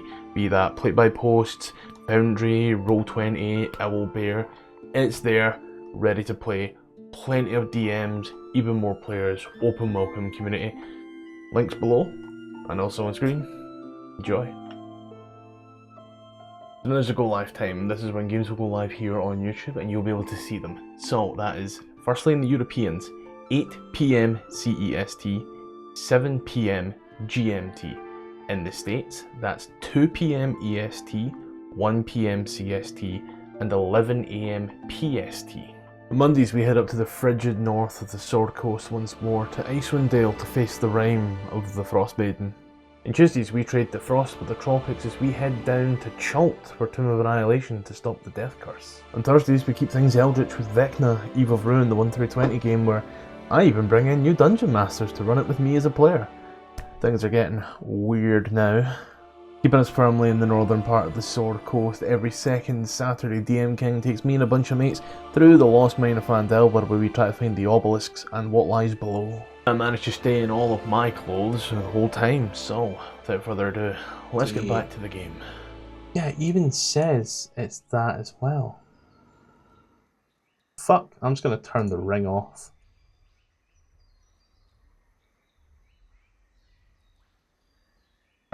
Bastard. I was gonna use the old 5e 5e version. But as you are moving through this area, passing through the water, wading through the waters, you know, all the good stuff that you do, I would say you've been about 3 hours in the city. How deep is it? Is it like wadable, or are we full on swimming, like backstroke pedaling our way through this? For someone like Aziri, it's definitely wadable. For, you know, for Hurrell, whose height doesn't seem to be on their sheet anymore, but I imagine it's probably like 5'8". Where'd it go? I don't know. It's a little different. How tall is Aziri again? 6'3"-ish. Okay, so But she's more or hunched. less same height as... Yeah, but she's got a bit of a hunched shoulders, so it's difficult to know if she like stood with proper posture if she'd be taller or not. Mm. Oh yeah, his height just disappeared from his sheet. Yeah, I'm pretty sure he's like 5'9", 5'10". So for you, it's wadable to start, but it does get a bit tricky. as you are pushing through towards this. Sorry, I'm just going to quickly set up this quick ass map. These are moving through it all. You do soon come to the scholarly area. And just as advertised, you do see lots of different sort of libraries and what would pass as universities. All just there in all of their ancient glory. But similarly, they are still perfectly supernaturally empty. But it is getting chillier. And as you push on some more, you can see that like it first starts to affect Selena. You know, the part is she cold-blooded? Yeah, I like to think you auntie are cold-blooded, given their part snake. They're lukewarm-blooded. But she's pushing through all of this with you, looking around. You soon start to hear a very familiar accent, if you will. One that I haven't done in quite some time, shall we say. But you've come to this large street, shall we say. You see a large pyramid, ziggurat, almost. Trees have grown out all over the place. And there seems to be quite frankly, quite happily, a long dead dragon on top. Oh. I mean long dead. It is skeleton and the bones are broken. Even the thicker ones are broken in multiple places. And you see a man who seems to be fighting his his inner demons, really. This fucking guy again. Oh my god, he's everywhere. So you watch as Dragonbait gets really, really quite happy about seeing his old friend. And as he does, sees as these three creatures are coming at him, as he's pushing himself up and up and up this large ziggurat type area. And as he does, he kind of looks at you as you watch his Dragonbait runs up. And let's go ahead and do the thing where we roll the dice. Why does this guy have the audacity of a self-insert DMPC? Who? He's always got to be everywhere. Mr. Arthur guy. The guy who's gotta be everywhere. The guy who's been looking for Mezro the entire time. Yeah. Yeah, over weird. the top. Let's beat him. Wait, what? How is that the exact same rule twice? Scale issue? Down to the decimal. I'm gonna once again say scale issue. I don't know if it's a skill issue, it's just a coincidence, but it's really funny. Because me and Vox got the same initiative rule. I need Amber in this role as well, please. Oh yeah, hold on. I gotta open her shit.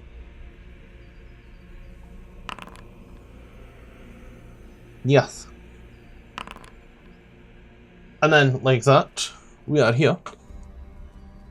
We're gonna move to this. I'm gonna... Pitiful initiative rolls.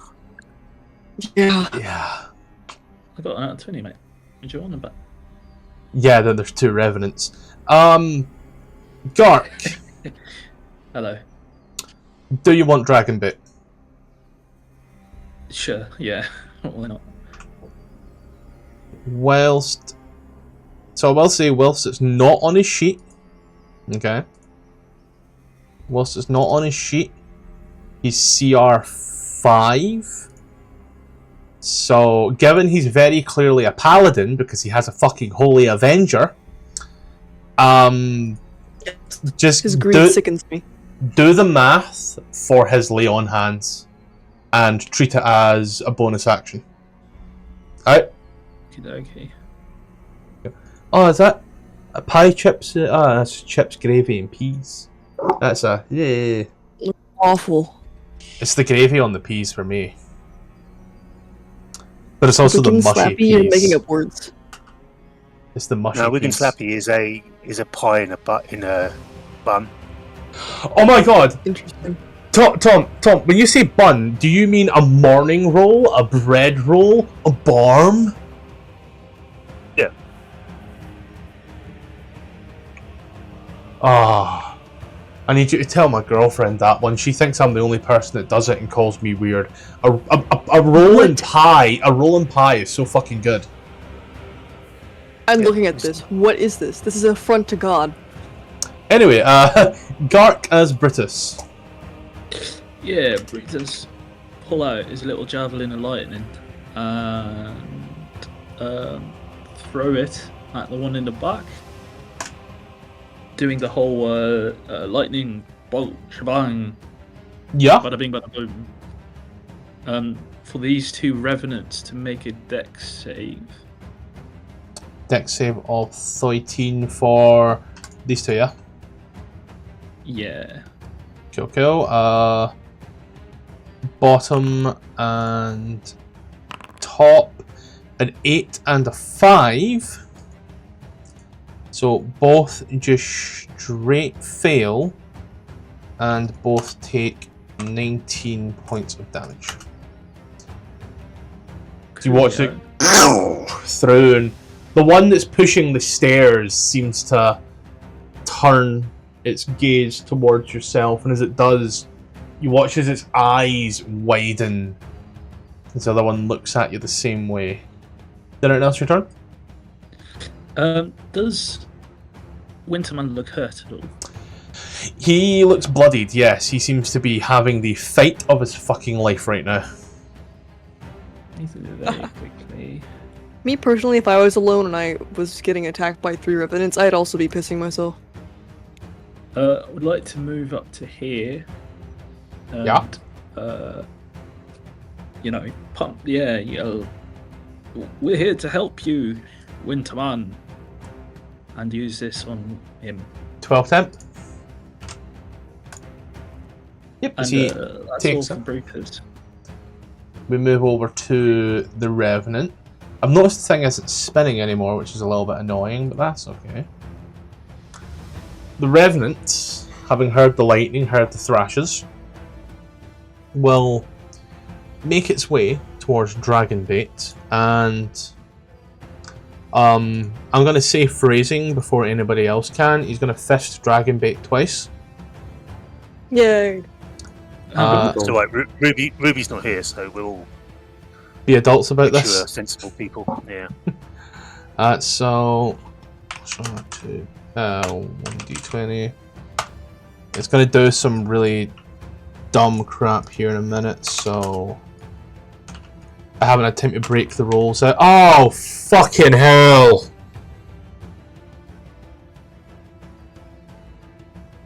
So a nat 20 on its first hit. Yeah, get it, cool. Dragonbait is dead, I guess. And then a 9 on its second one. So Dragonbait, right now, takes 4. It takes he only takes 13 points of bludgeoning damage. Cool. It's a miracle. Yeah, because it would have been. It was actually 4d6 bludgeoning damage. However, if he were a sworn enemy, that would have been 16d6. So Dragonbait survives. This Revenant here will turn its eyes, turn its face, and utters this almost spiteful phrase towards Brutus. Let me check here. Sweet. So, firstly, regenerates 10 hit points. And then we'll make a vengeful glare at our boy Brutus. I need a wisdom saving throw from the boy named Brutus. Well, just like that, he's fucking Corey now, eh? So, Brutus is not paralyzed or frightened. Dragon bait. Yeah, question about Dragonbait. You said he's a paladin. Yes. Does it mean that he can cast spells? He doesn't have any spells on his sheet, but I would assume so, yeah. I know the paladin spell list. But just let me know right now if I can cast spells as this man or not. Yeah, I'll say yeah. His DC's 15. All right. Could I cast Crusader's Mantle as this man? Crusader's Mantle is 3rd level paladin spell. Deal 1d4 radiant damage on attacks in a 30-foot radius. Would he have access to 5th level spells at this at that particular level? Do you think? It's a 3rd. Oh, 3rd level. Would he have? Do you have access to 3rd level? Not yet. No, it's like level 9, I think. He's CR 5, so I would argue he's the same level as you. So, all of your spells essentially. Alright, sick shit. Never mind then. In that case, he will the one to the left of him, Holy Avenger once. 22 fucking hell. Good God. Good God. To the one that just hit him, yeah? Yeah, a 22 for 21 will hit. And oh shit. Dragonbait has 2 attacks. Giddy. Can he cast a bonus action spell in between 2 attacks? Yeah, this isn't 4th edition. I'd like for him to cast Divine Favor. Okay. And then make a 2nd attack against the creature. Jesus Christ. Divine Favor on the spell ends, it deals 1d4 additional radiant. Cool, is that a con save, yeah? A con check? Does that spell require concentration, is the phrase I'm trying to give? No. Okay. Just 1 minute extra 1d4 on attacks. Yeah, takes 32 points of damage. Then anything else your turn? Very quickly, immune to disease. 2. No, that's it. Okay. Clive. I would ask if it was bloodied, but I don't know if these things can bleed. Clive will cough up some phlegm, some more of his blighty disease, and spit it on his weapon. Ew. As the bandages release, and he casts this on his weapon. You should just be able to drag and drop your weapon straight into that bit. There you go. Oh, that's cool. Alright. Then I need to double check something. You can't do a bonus action as an action, right? No, you cannot. Okay, cool. Good to know. We'll run up to... Yeah, fuck it. Run up to here. Mm-hmm. Attack against the 20, the one that got a crit. Yeah.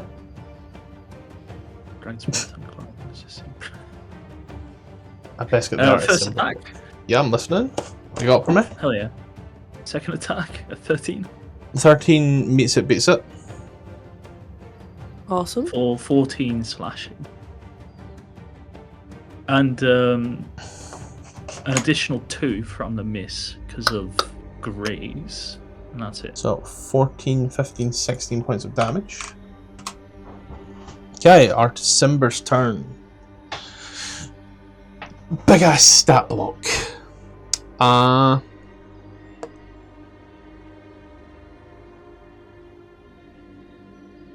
Let's see, he can cast one of the following spells.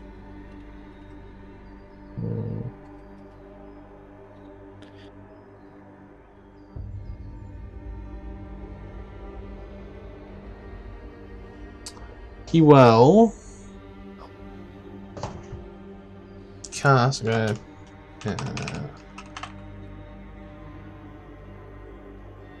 Check here. How big is this?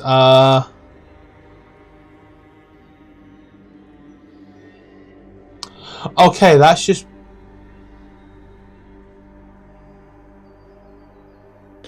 I mean, that's doable. Oh, that's totally doable. Sweet. Cool. Let's see. Oh,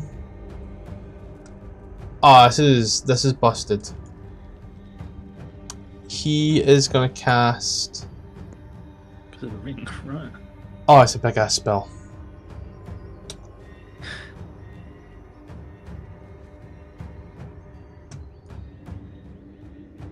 He's gonna point a bit away. And as he does, you just watch as it gets very fucking cold. Oh, Jesus Christ! What was that? Oh, that's Otiluki's freezing sphere. yeah. Oh my god. And he's immune to cold damage. No, of course he is. Hell yeah, brother. Why else would he be blue?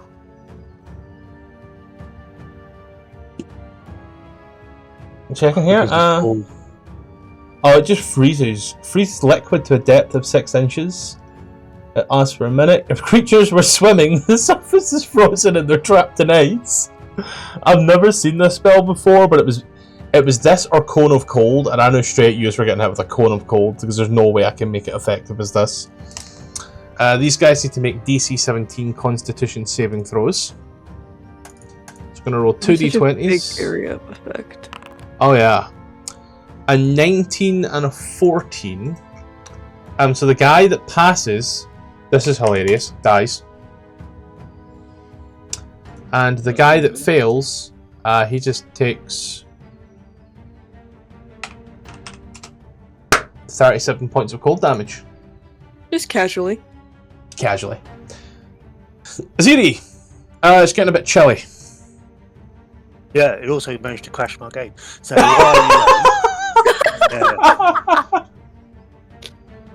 Apologies. that's right. Nothing can be done.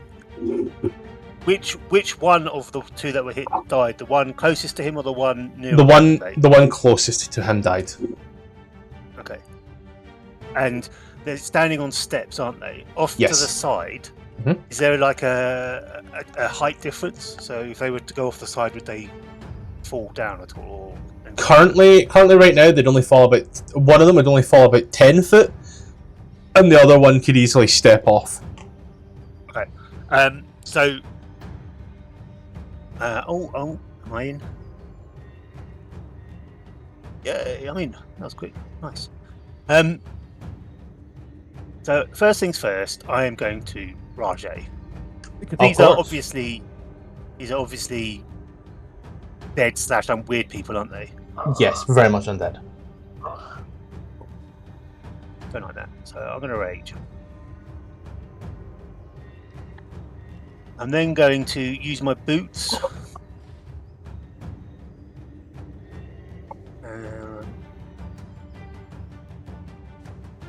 And jump. Yeah. To this square here. I'll knock you over just now then. The teleporter thing doesn't work. That's the really annoying part is right now. Good news is this doesn't cause you any issues from what I can see here. Yeah, you are not. So last 1 minute frozen, trapped. Yeah. It's not even like difficult terrain, so you're good. It's just now very cold. Yeah, I'm then going to recklessly smack this guy. A 15 for 12 on the guy in the lower. Will hit. And 15 for 10. You can roll 15 another. feet away. You can roll another. Yeah, you can roll another d20 for the first attack if you want. So both will hit. First one hits for 12. And then second one hits and moves. Both of them move, so he goes 20 feet. So you're going to give chase to him as well then, yeah? Yeah. Well, yeah. Okay, so... Hold on, that there was 10... 20 gets him here. He takes it... 10, there we go. As you just follow up and bash him again.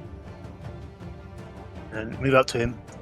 He doesn't get an attack of opportunity from Artus as he's knocked out of that space, is he? No, this is unwilling movement. Yeah, cool. That's my turn. Yeah. Amber, Hurrell, you're up. Quinn as Amber, you're up. Yeah, my consecutive moves. So these things, I can see that they're technically bloodied, but like, would we know that? Do they bleed? I wouldn't say they bleed. Let's just say that they have flesh that's falling off. Yeah, that's fair. Does one of them look more hurt than the other?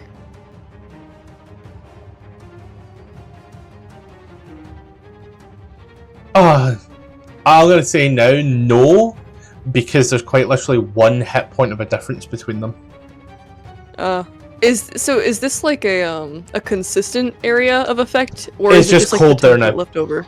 It's just very cold okay. there now, but it's not difficult terrain or anything. It's as soon as it goes. No, so it's as soon as it goes off, it's like an explosion of ice. And then it's just icy there for a while. Grass. Okay, this is Amber's turn first. I have to remember that. Oh, of course your one normal spell is fucking poison damage. I hate you. I think some of these things would be immune to that, but you know what? We're gonna find out. Whoa. I'm here? Ray of Sickness.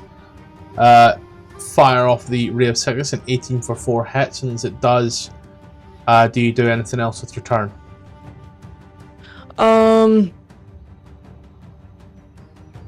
Wow, she really just has 0 bonus actions, does she? I guess that'll be the only thing I can do. Aye. Let's move over to someone equally as useless. I mean, useful. I have the one thing that nobody's immune to. My fucking Glock. An 11 for 10 will miss. Target this, and then I'll shoot. See Both previous fives. statement. Both 5s! That's crazy. I don't know, seems pretty immune to me. Immune to my fucking aim, apparently. Holy. Anything else? Your turn? Yeah, I actually have bonus actions. I imagine that Hurl misses twice. I imagine that it narrowly misses Dragonbait and Clive in different directions. He just stands there. He just kind of sheepishly looks away and then sends it off to Clive. It's because he's not in a tree. Does Hurl put fingers together and like twist his ankle? Who's getting the bardic? Clive? Clive, yeah. He like stops. He sends it off, he stops, he away. He looks at Clive, he sighs. It takes a long spring. Anything else your turn? No. Icareth, last but not least there, buddy. Thanks. Yeah, really typical American. Likes shooting but can't aim. Crossfire. And I guess, you know, I suppose I have to now. I'll have to say, this is how it's done. Oh, fuck you. 17 for 7 hits. That's fucked. Or like this. 6 for 13 also hits for a total of 18 damage. Nice. I'm so cooked. I'm so cooked. And then this one also wants something, right? What? You can have one of these. Oh, dragon bit? Yes, yes. Okay, throw it on him just now. He turns round and gives you a crisp smell of the good stuff. Also, And then I'll move over here. And I think... Yeah, that's my turn. Clive, you're about to say something? yeah, but it's because I'm reading his biography now. That was right, so I don't want to mitigame. Move it to Brutus. The poison thing, that didn't have any effect, right? Correct. Right, British will move over yonder, and we'll do a javelin. 19. 24 will hit, yep. For 5. 5 lightning.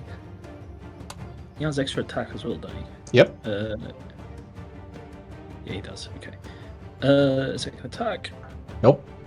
It's not here. All right. Thank you. That is double check. Yeah, that's it for Brutus. If you want to just like Well- message me the thing that you were seeing as well, that also works quite well. Just so I know. Yeah, it's, you know. Yeah. Revenant, at this point, will look at Clive and utter those same horrendous words. And it's going to bend Clive over and fist him. Clive to hit 23. Yeah. Do you know ask what? us just to hurt our feelings? Just this once. I'll say it hit me. Okay. For yourself, 24 points of bludgeoning damage. Fuck yeah. And just like Gooby, it'll do it again. An 18.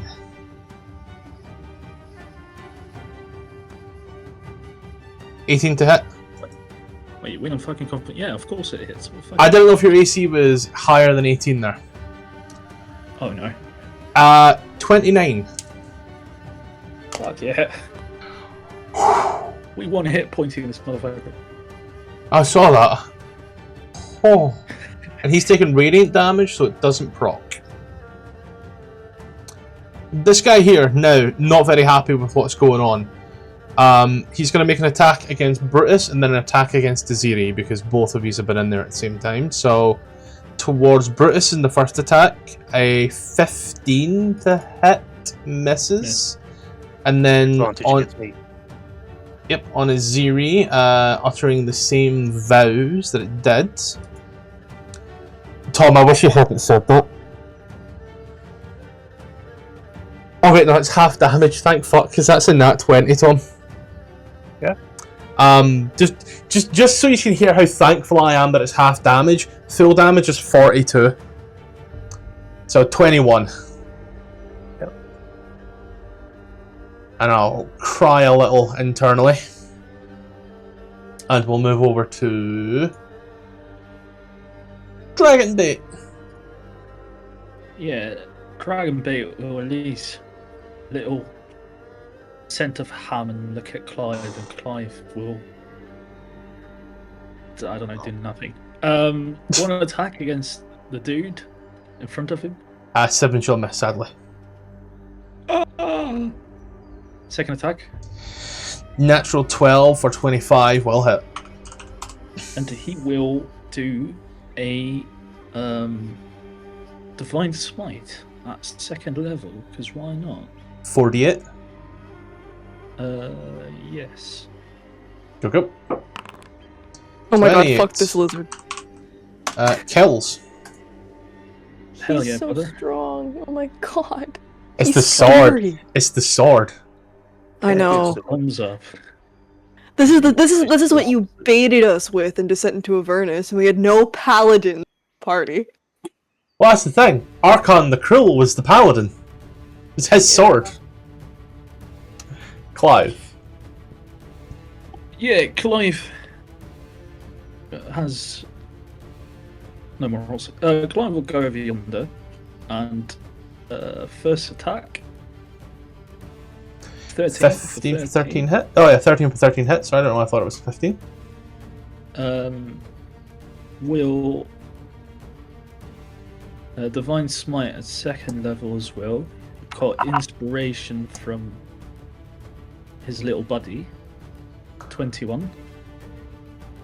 Numbers there. Oh, okay. Cool. We'll just keep rolling. 13, 21, 20, 31, 34 points of damage on your main attack. 56 because of praise.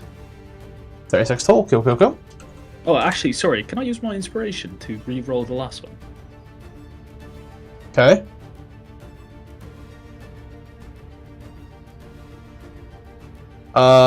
Then the numbers there. I saw it. Just don't worry. It was a hit.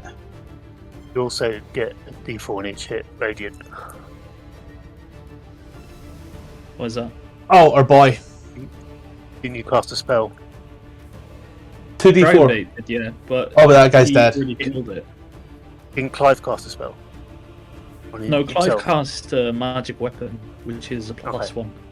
So I'll take an additional 13 off this guy. The number was there.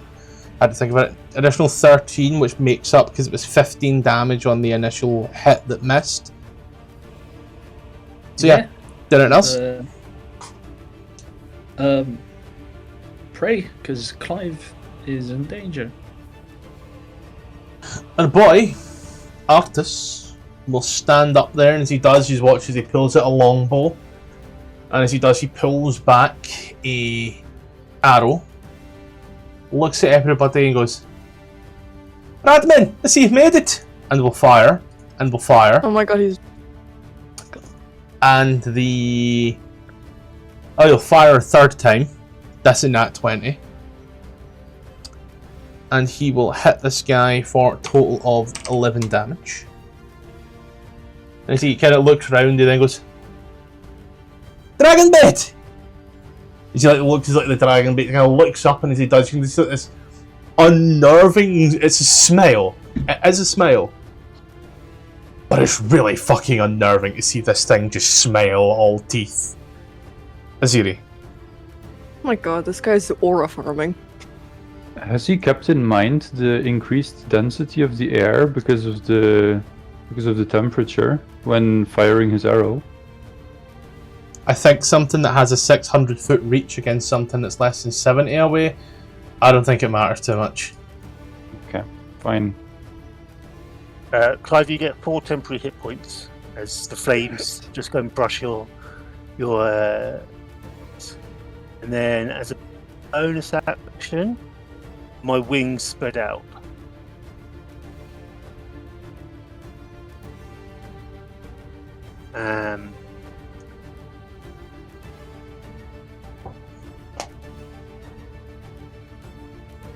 Yeah, and then I am going to recklessly try and hit the guy.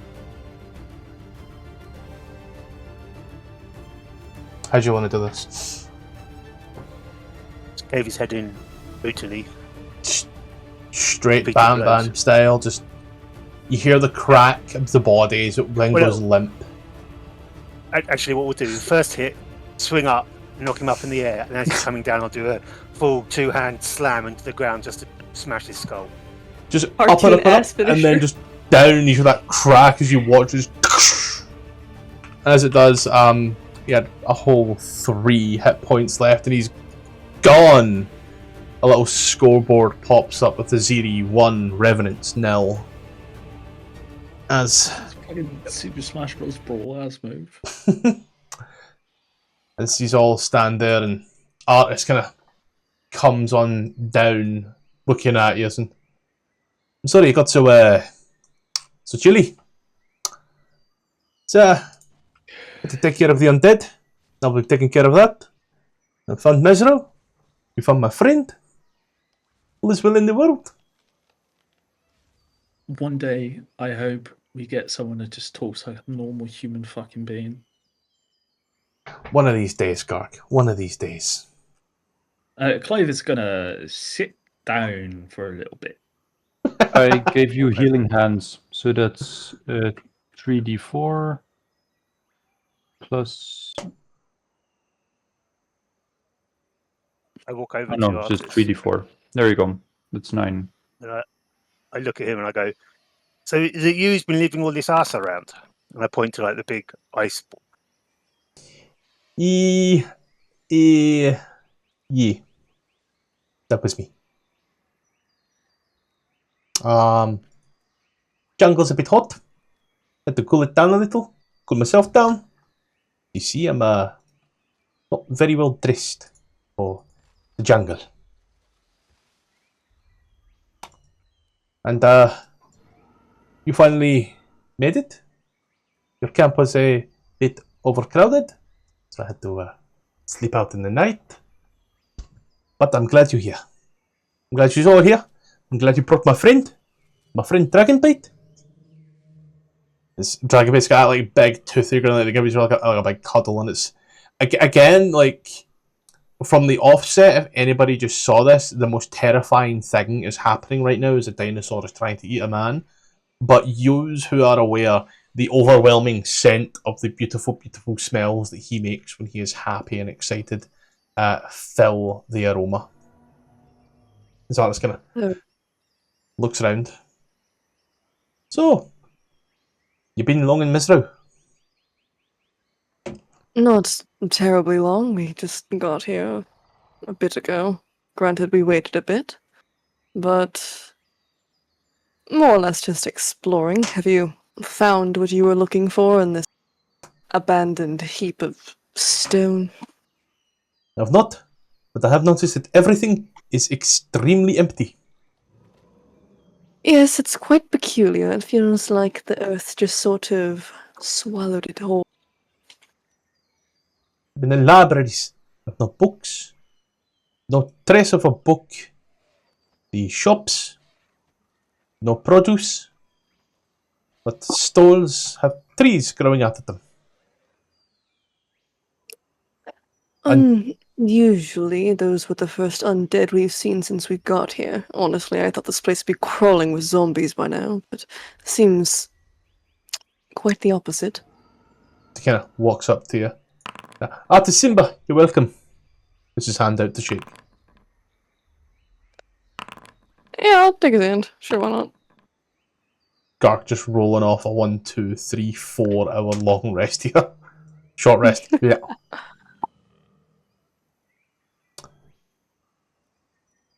As a bonus action, you spend one of your hit point die, then roll again and regain a number of hit point dice equal to the roll.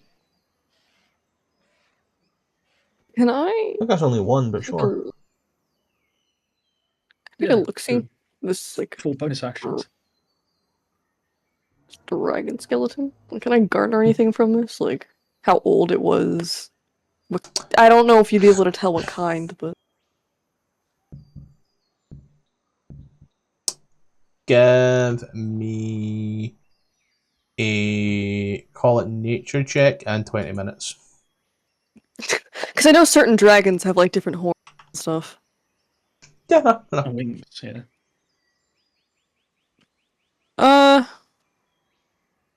Anybody want to help with the nature check? Anyone want to help scout the dragon? Oh, you think Clive someone is here's... very interested in dragons. And seeing I as can he give- did help himself right now, he'll try I can and give help by guidance. doing just a look. He'll just look because he does not have proficiency, and he'll just look. Take your guidance. Yay! Okay. Nature check. I have +2. Let's hope this go well. And you get D4. 15. Yeah, You have- it's I, 15. I would have helped you, but I was checking that I have proficiency Yeah, we're all Oh, you doing do that, don't worry. proficiency? in nature. Yeah. Okay. Does that count still, or can I roll again? Or Well, Aziri has proficiency. Whether or not Aziri is helping you is a different story, but would Well, I Aziri didn't like know to be if She would helping? have helped. Yeah. Yeah, she would have helped. If so, but this is like a newish rule that we're implementing, so therefore I'll be a Yeah. bit more lenient So, with it as a result. I Okay. needed to check if I had it.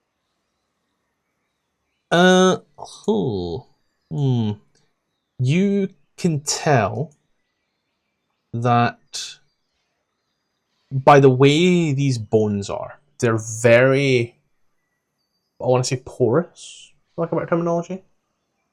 They seem to be quite brittle. And you get the feeling, just from your 19 in this observation around it, whilst you haven't really seen any dragons before, you get the feeling that this was... It was more than likely an acidic type of dragon. Acidic. Yeah.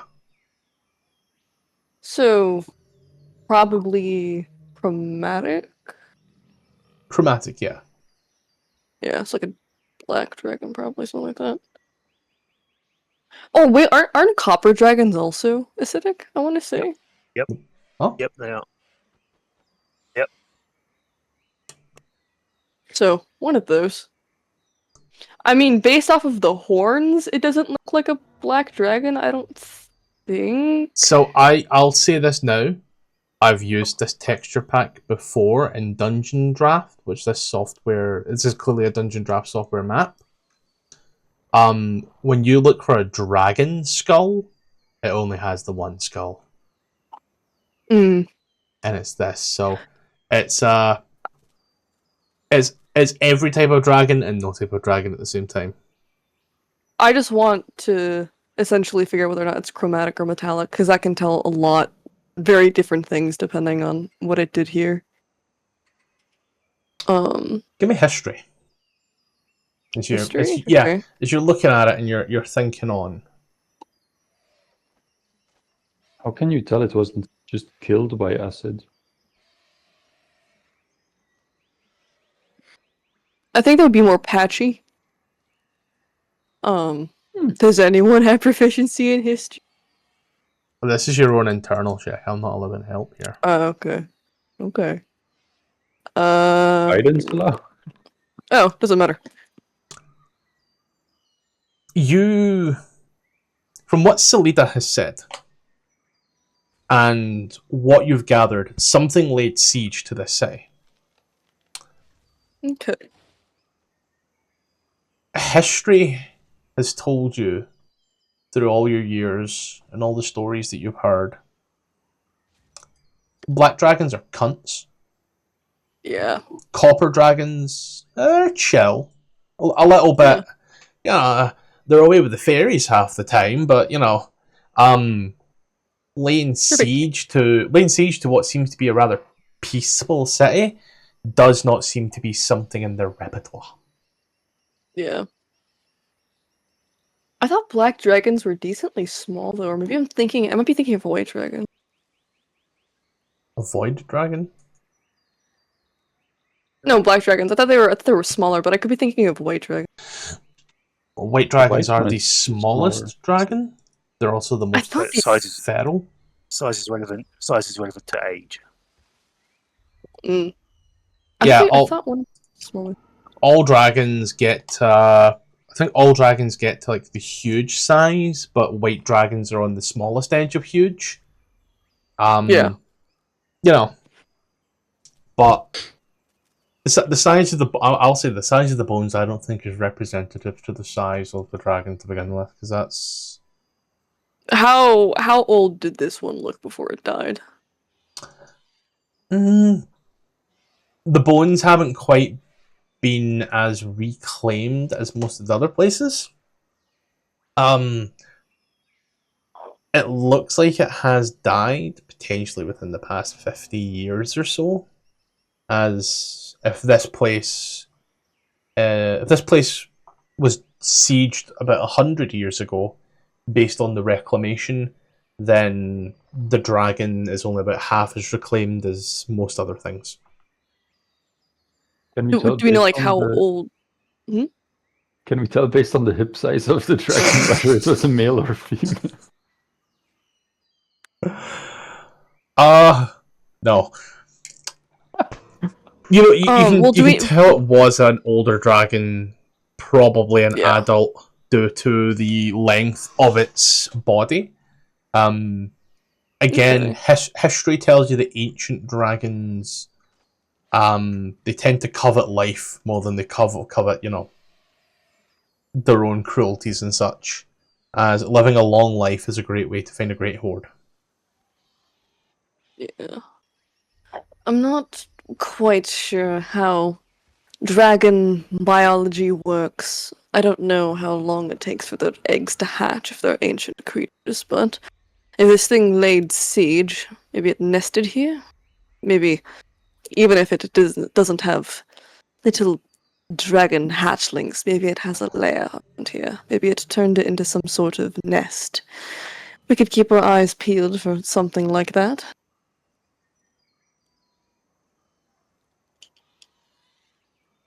I've not come across any nests whilst I've been here, or any layers.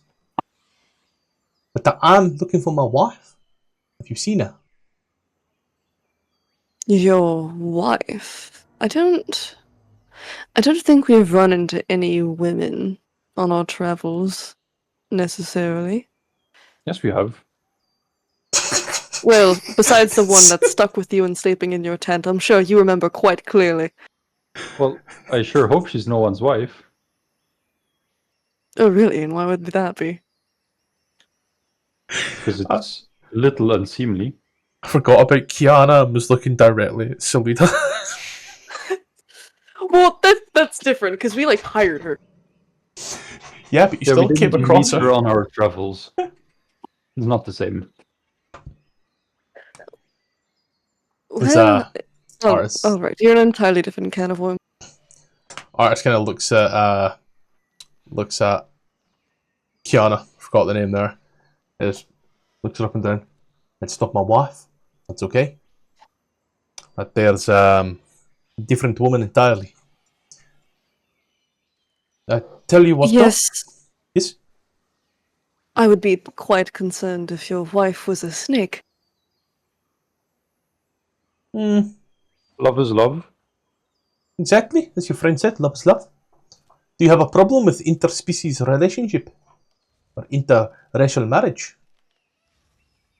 Do you have some prejudice that you wish to tell us? If Are you what anything, they I've call a been the bigot? victim of... They've been the ones spitting on the ground to refer to me. I think bigotry is the last thing on my mind here. I'm more worried about the gutting you alive thing that they seemed to be in favor of, which they've told me personal accounts about, but that's neither here nor there. Exactly, this woman, what does she look like again? She's the most beautiful woman you would ever lay your eyes on. It's funny because Hero's looking for the same person. You're looking for my wife? Beauty is very subjective. Let's use our words. Colors, descriptors. You told me that it was the most beautiful woman you knew. And then I That's what told you're you looking what her for. hair and her eyes looked like. Also, Oh. the most beautiful woman he knows is not necessarily the most beautiful woman in the world. Depends on who he knows. Indeed, it's all very subjective. Well, there's that too, but to it's... Simba, I know a woman. Might be yours. No, you don't. I do. I know at least 1.5. You And a counting me as half. half a woman. What the fuck? No, I'm laughing at something else. It doesn't give a description of Artus Simber's wife. It doesn't, right? So I'm on the Wikipedia page, the Forgotten Realms wiki, trying to see if she has a Wikipedia page. And I look over to see 5th edition statistics. Artus Simber, 15th level bard. What? No, he's fucking not.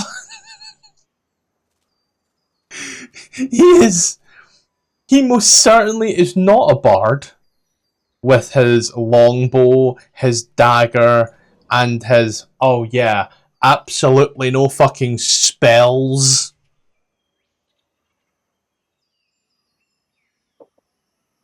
He's Yeah. a very unique bard.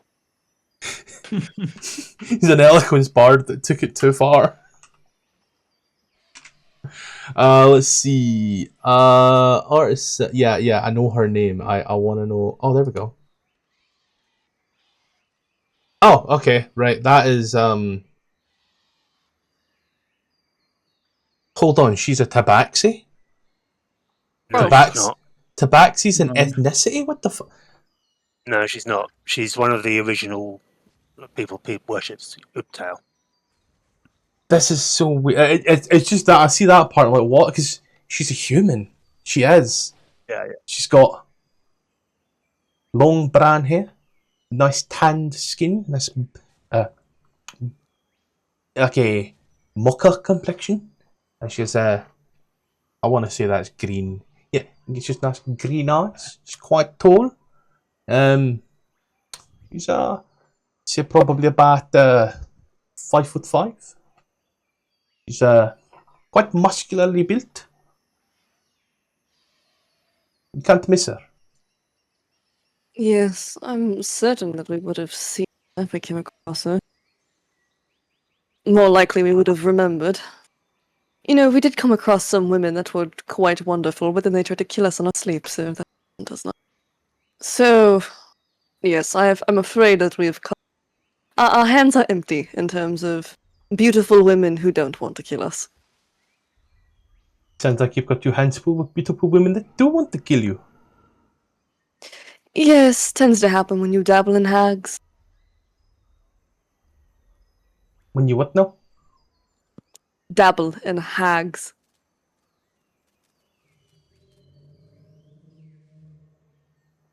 I do not know what that means, but thank you for your kind words of wisdom. Yeah, we use women as currency in our party. Hags, to be exact. Not whatever. I don't suppose in your travels you have managed to find the ruins of Orolanga? Not by name, I don't recognize it. No, though we could have found something and not known what it was called. So that kind of pipes up. That's on the other side of Chult. Like, all the way over to the west by the mountains. Why do you want to go there, exactly? Similar to this place. No offense. It's some fucking ruins. There's a... Yeah, there's a Naga there, and it is an oracle. So I heard these rumors, and they would be able to tell me how to bring Mezro back, to bring back my wife, or to maybe tempt out my wife. Isn't it here? Wait, He kind of looks around. Mezro was clearly pulled away in the spell plague, and with it, this simulacrum of a city, you may notice, is barren in every way. They didn't even replicate the books in the great libraries, so I cannot reproduce the magic myself, and I must find a way to bring Mezro back. And to do that, I need an oracle who can tell me what to do. Brutus will raise his hand and goes, actually, my boss, my employer had a theory that the entire fucking... Oh no, he doesn't swear. That the entire city was teleported away. Right. That's what I've been saying. Why would everybody just up and take a city with them? In the middle of a destructive ruin, okay? The city is being destroyed. Who takes a bed when they're fleeing a war zone? The books in the great libraries? Empty. There are no books. There are no shelves. The only Well, that's thing... because they got teleported. Or... Exactly. Sorry. They got teleported away with the actual city. And the only part that remains is the temple. The heart. Well, as much as I love a good puzzle and a good mystery, what exactly are we meant to do to apply this to our whole soul manga mystery? Because if I recall, we have an actual job to do, so I don't think we can afford going on more wild goose chases through the jungle. Would the libraries have books about it here? About what? Amber's book was really useful in the big building about all those animals. Maybe there's a book that can tell us about the soulmonger thing we're looking for. If the libraries had books, it's all just empty shelves. You may too wish to consult an oracle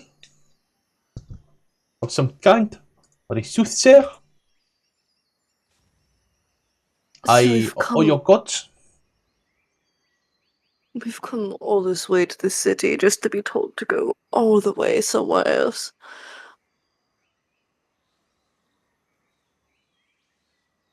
Why did you come to the city to begin with? I believe that we thought that it might have been a good starting point or something. Honestly, it's been so long I can't even remember. Well, as a starting point, you now know that your soulmonger, whatever it is not there. And you also know that Mezro has vanished off the face of the planet to somewhere else. And as a good mystery to be solved, we could try to bring back Mezro.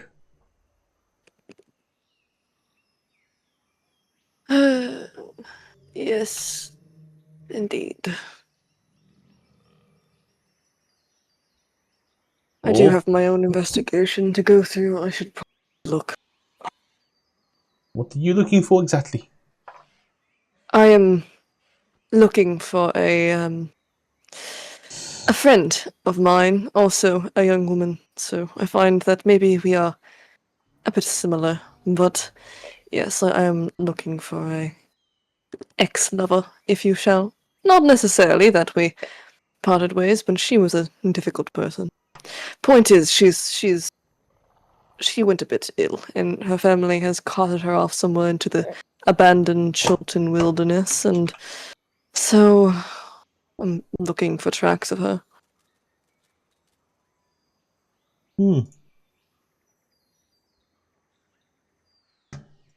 So, I've not come across any women, but I have seen numerous training regiments on my way. And some very secretive types. I kept away from them. I saw that there was a old fighting coliseum to the northwest that was seeing an awful lot of traffic. That was about 2 weeks ago. I have also had tales of someone. I have not sought her out myself, but if you are inclined to the supernatural, there is one such woman known as Nani Pupu. She may be able to assist.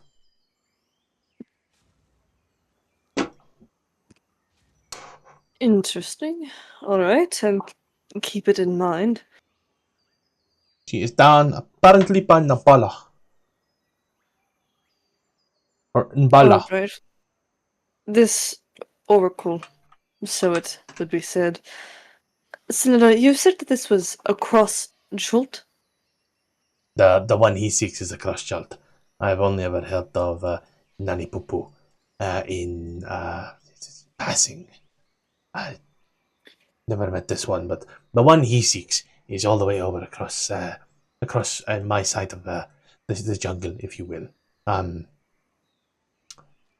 The walk from here to there is bad enough, but then apparently you have to climb stairs up mountains to the sky in order to speak to this thing. And it just sounds like a pain in the ass. Wonderful. I'm not too inclined to go traveling back over the way and then all the way forwards. I Sounds really do. adventurous. If nothing else. Yes, it does. It certainly does. But I have a deadline. Or at least I did, and I'd like not to be terribly late. So I'd like to avoid X-tangents, if I can.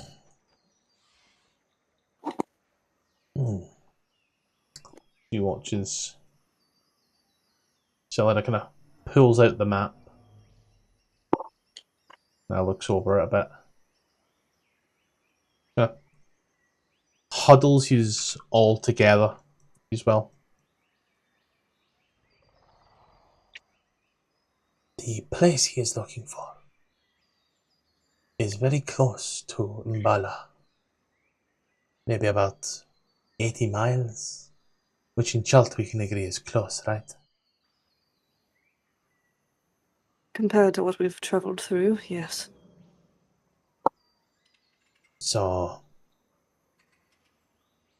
you, points to you, Hurl, you're looking for a person. Is that in Mezro? You still have some time. There is a line that could be drawn here between us to Firefinger, to maybe one of the camps, or to the heart, to another camp, to then Mbala, and then the place that he is talking about. But for your own benefit, I will let you know now, that is basically 300 miles. How long would it take to get from here to there, to there, to there, to there? And At least a month. He looks on over. The Firefinger is about 70 miles. The heart is somewhere south of there. The camp is about 100 miles.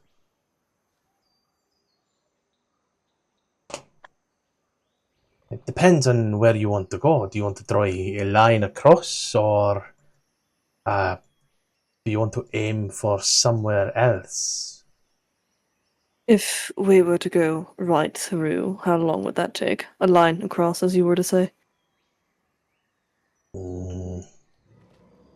Hitting all of the checkpoints that I mentioned?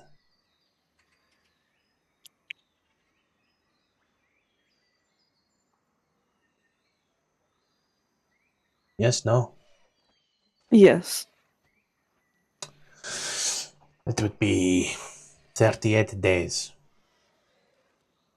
30 days. 3-8. Correct. Hurel turns to the other people who are huddled in. Correct me if I'm wrong, but we did have a time limit for this, right? Our sponsor isn't exactly on best terms. With time? No, not quite.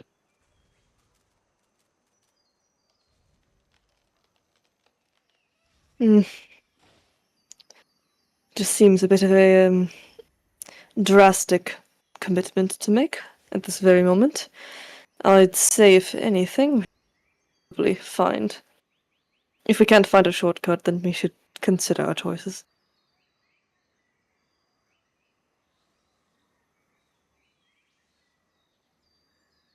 I can't tell you where to go, but you still have me.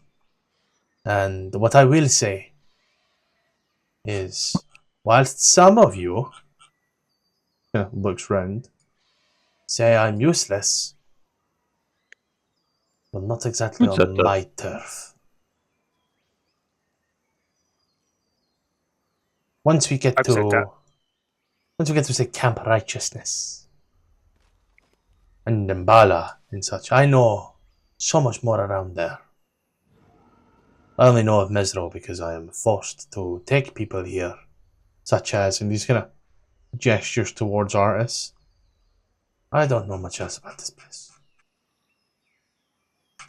Well, you seemed far more informed than we would have if we just came here aimlessly. So, for that, we are grateful. Or at least I am. We need to make some sort of plan. It seems as if we're sort of traveling a bit aimlessly. So it would be good for us to probably sit down and figure out what exactly that we need to do, and then also scout this place. I mean, you have the day, by all means. Indeed. I'd say that. How long do you think it would take to scout this entire area? The entirety of Including- Mezro, or The majority of Mezro. More than just the abandoned buildings, I suppose, if we skim through the obviously deserted parts. Together we could probably get through it by sundown. If we make the assumption that all of the buildings are empty, and you don't want the full guided tour of the insides and the outsides, then If we make a dedicated search of all the buildings that aren't residential, things like the Colosseum, etc., we could probably cover our ground relatively easily. I'd say that I do despise the idea of us splitting up, but if we want to cover this ground properly, we might need to. If we could maybe split into teams, we could cover this area, meet back at sundown, and then make a plan of where we'd like to travel to next when we wake up. And is there anything in particular you're looking for in this abandoned or potentially magicked away place? Nothing in particular, but it never hurts to be thorough. I can't think of anything off the top of my head, however, this sort of thing is not my expertise. So if anyone has any idea, feel free to speak now. I'd be on the A team. Wonderful. All right. Well, I'd say we keep a lookout for anything that catches our eye. Magical artifacts, suspicious markings, other idolatry from the gods. Anything that could potentially point to something more useful. I'll look for Krissa and signs of her along with that. I assume... Let us see. How could we split this evenly?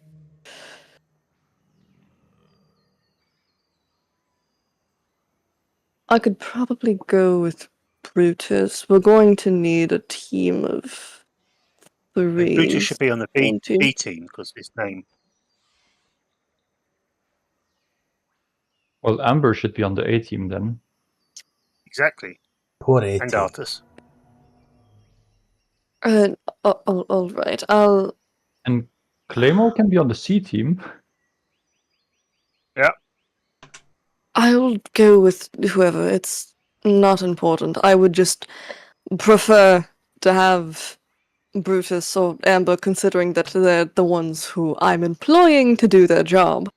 However, if we need to, for some logic, I'm willing to pair up with it. We'd need a few teams of 2, a team of 3, and so on.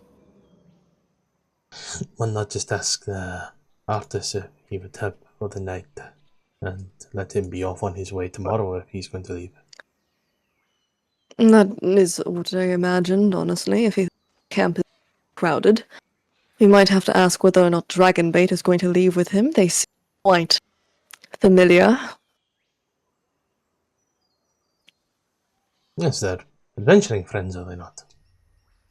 That's what he said, right? Seems to be. Yes, Are you that's what I implying imagined. something else? No, I just find that Dragonbait's connection to him and the way that he's smiling is quite unnerving to me. You think Dragonbait's cursed and is really his wife in disguise. The irony. As much as I love that idea being true, that would be hilarious, but I don't think it is. How would that be hilarious? It's a rude suggestion. Yes. But it's in line for the gods. It's very much in line for the gods of Chult. That is something they would do. Quite the romantic Sonic. You kiss a lizard, turns into a beautiful person. Many an opera about that thing, but needless to say. All right. You kiss many what- lizards, do you?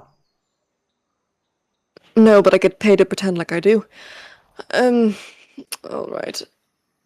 Let's form teams. What exactly are we doing? B team, A team? I don't understand. I suggest that, well, every team has at least one front line, so to say. So maybe A would be Aziri and B would be Brutus. And we go from there. I will go with Brutus. I Ziri just want to speak and first. You have some We just healing want to- spells, do you not, Hurel? I do, yes. Okay, then we should also split up. You and I should be on different teams. Yes, Suki. I will. Hey, Suki. I will go with Brutus. He can be my frontliner for. He can take the hits. I'll shoot off my shots. Then I will go with Aziri. Yes, that will work. And then Clive ideally could work with Amber if he's so inclined. This is the worst matchup, but if I have to. Isn't Amber on the A team? Clive will sign. I can't swim, by the way. All right. God, this is so complicated for no reason. I'm thinking about this skill-wise. If you don't like each other, I'm so sorry to say that you might have to suck it up. You want Amber to suck me up? What? Up or down? Front or back? I hope this jungle takes me. On or off? Suki! This jungle is starting to mess with you people, isn't it? I just want to cover this place. Considered. Hurel, do you think it's better to split in 2 or 3 groups? I mean, it depends on how fast we can cover everything. And what exactly that looks like. I mean...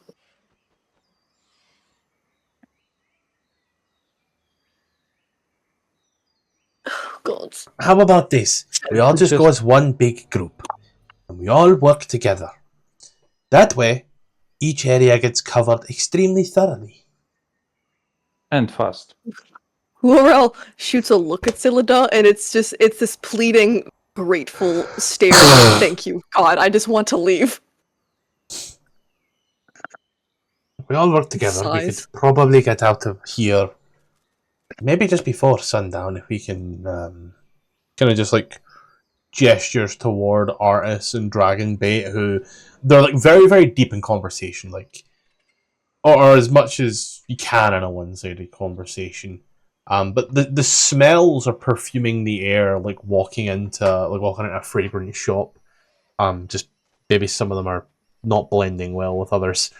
But they are very into it as he's telling them about his time here and all the undead that he slew and the time when he ran into Hughes as well, and yeah, he's doing all that, and Solida looks at you.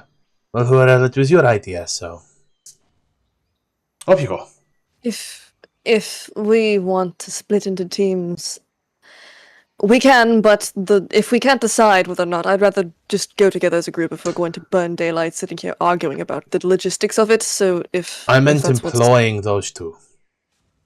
employing them, I don't really Having them care. come to help and make this a bit faster. Yes, I don't really particularly care. I mean, they have pairs of eyes. They can speak. He like gestures towards Dragonbait and kind of. They can make sense of something. So if we have that, I don't really care. We could. At worst, they just talk to each other and a little bit get in our way, but I don't see why it would hurt. On you go then. All right. Well, where do we start? South. Where we are. Fair enough. Artis, where do these things I point to the dead bodies? Where did they come from? Why were they trying to kill you? If I'm honest, can't quite say. The dead seem to be arisen around here, and I must have disturbed their resting place. It can happen. I'm not without my own folly.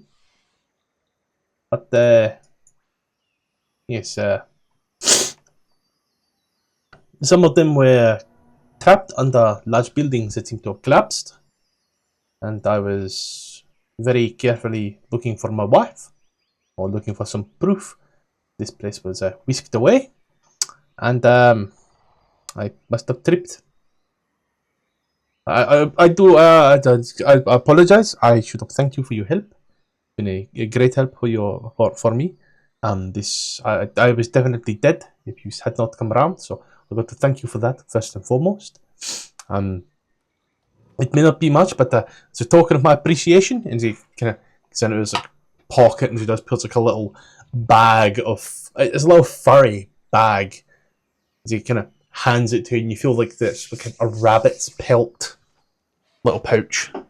You feel the weight of it in your hands. As he, thank you very much, and for your kindness when I was in your camp. I just have tripped over these bodies, and they may have mistaken me for something else. But be careful of the dead, I suppose. If you find any skeletons, just leave them be. I did also, at one point, find, just so you're not disgusted, I did find some flayed flaming fist bodies around. They looked to have been quite ceremoniously displayed.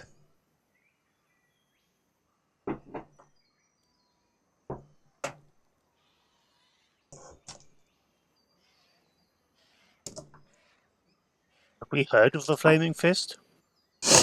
Yes. You saw them. You would have saw them and heard about them whilst you were in Baldur's Gate. Oh yeah, I forgot we were there for a bit. What could have done that? Or who could have done that? Looks at Celida.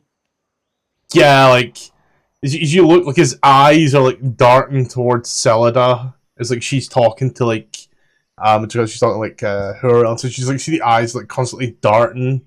He's like slowly, like just kind of like, you know, that awkward like this one. Mm-hmm. So many things, many great things, cruel things. And there's also lizards, lizards that would flay a man. I don't think the Aarakocra would not do that. A Grung is not power to do that. I Yes, assume the giant dragon didn't help. Did you try the dragon? It's dead, isn't it?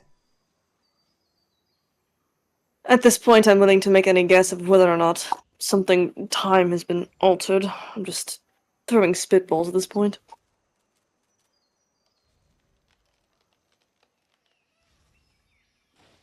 It's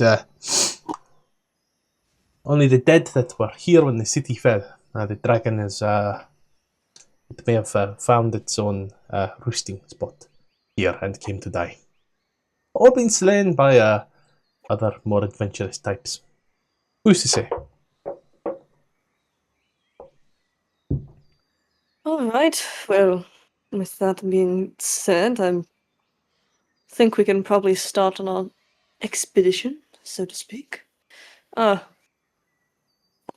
Start navigating, looking around. Then, as y'all are doing that, I'm set up some quick DCs, just so we can see if we do find anything real fun.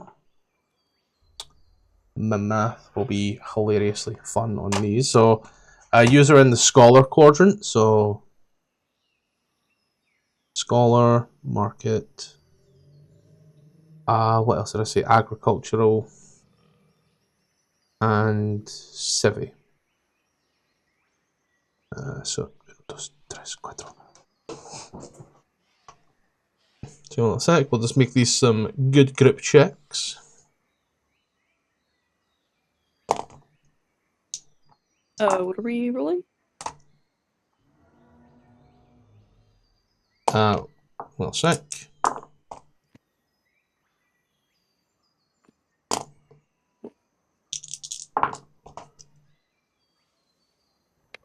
Damn, these rolls got progressively worse. Cool. So, for it, given that it is the group and Salida, I did not hear any requests for our boys.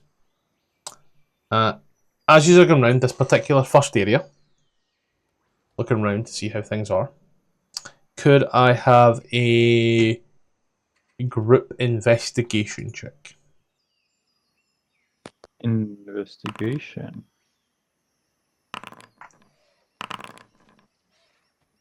Wow, Brutus really leveling out my roll there. Does this include dragon bait? No, because they were not asked. That's it. That's why I sent her. Does it include Kiana? It mean, she's will, yeah, it will include Kiana and Salida. So I just need to get Salida her stuff here and Kiana stuff as well. We'll say thank God because fucking not one, British, not one. Investigation is intelligence based. The average is what, 40 divided by 5. Average is 8. That's, that's all right. And then Why 5? Why not 6? There are 6 of us. Is that like arc? Because the 6 didn't make a check. Oh. Both the girls rolled an 11, which is hilarious. Is Umber going to roll? Yeah, or else Amber gonna Yeah, I'm roll. gonna do that. I keep forgetting that I have her sheet. Let me roll her. It's investigation, right? Yes. She's a +10 in this. If she rolls like shit, I'm gonna lose. Come on, Amber. I know you wanna. There you go.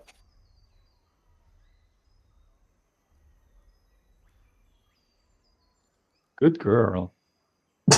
That's crazy. So this was actually the place with the highest DC as well. Just look around. You know, investigating the everything, looking at it all, taking it all in. There's nothing here that seems to stand out. As Artus had alluded to, there are a lot of dead bodies that you do very much take wide berths of. You look in like different buildings that are very clearly what would have been like universities and like mage colleges and all that. You look around and it looks almost perfect, but the absence of books and the absence of utensils, peripherals, it's very... It's very 3D model, build your own home in Blender type deal here. the only thing consistent is destruction from things like rocks. Other than that, again, Amber, I would say, would do another ritual cast as she's walking around with this. And all of the same things keep pigging off. Nothing around here. Nothing around here seems natural as a result of it. This place is completely overgrown, but it doesn't look like there's any signs of life other than the dead bodies. And at that point there, you can't even tell, due to just how old they are, you can't even tell whether or not these are people who were resident here, or some poor guy similar to yourselves who was walking around and had a building fall on him. Even Selena is a bit unnerved by it all.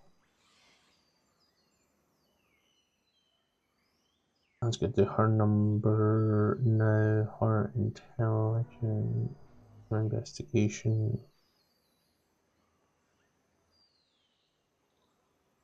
She move on over into back into the area where you first started. Let's say a few hours have passed. At this point here, but let's say maybe 1 PM. She's then move into the next area, back into what's over here? Merchant's Quarter. Things are looking at. Can I have another group check, please?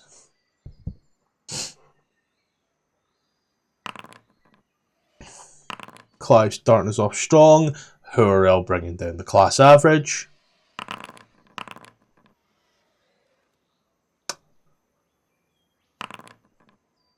Ikareth bringing the average straight back up. Only little, Hurrell, you rolled twice for yourself? not enough. Oh, I'm not quite sure why. I just rolled for Amber. 6 was the highest. You didn't roll off Amber's sheet, and Amber has a different investigation. You rolled Hurrell and then Hurrell. I need an Amber check. Oh, something happened. Okay. You said Amber is a +10, there was a +2. There we go. As you are looking around this place. Again, with the missing bodies and the things. In one particular building, though, that you are in, you just look round. You end up in a small basement-like area. It's much cooler in here. This was probably some form of storage. As you look round, however, you do see that there are, sadly, some perished peoples. They wear Flaming Fist outfits once more. They lie there, their skeletal remains. And as you look at this rather sad sight, you see that they still have some stuff. Their backpack remains, for the most part, fine. It doesn't seem too destroyed, but it has some contents. You notice... Yeah? Clive would just sign no grave robbing. Brutus would go, fair point. Yeah, I have a change of heart. You also notice... This isn't a grave, though.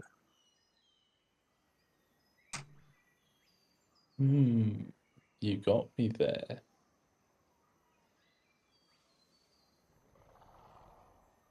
I'm just seeing a lot of stuff going on off. For it, you see that there are 2 weapons lying there in almost perfect condition, despite the aforementioned horrible conditions elsewhere. You see there is a very large hammer and a quite large crossbow. You also, whoever peeks the bag, you also notice that there is a small tin, like a Mentos tin, for lack of better terminology. As you open it up, there are 4 small gelatinous balls that seem to just jiggle. Oh, They nice. just roll around in the tin and jiggle. The tin does not smell.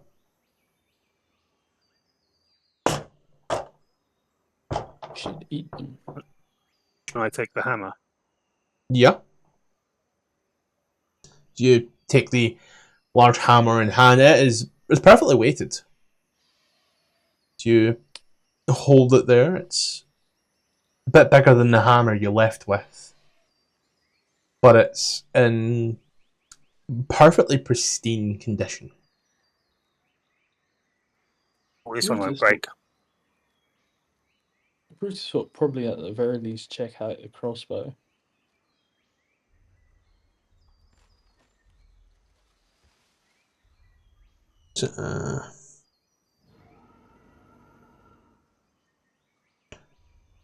Yep. The crossbow is of this very fine wood. It's sturdy.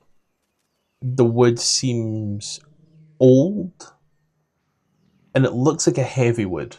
But again, it's very well balanced, and it seems just about as heavy as the crossbow he already has. But the string on it alone has this odd shine to it, as does all the metal.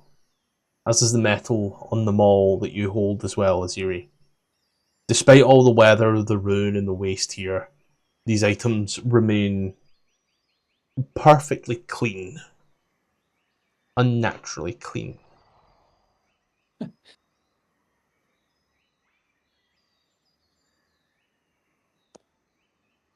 Yeah, he'd take it, probably. Sneakily, behind Clive's back.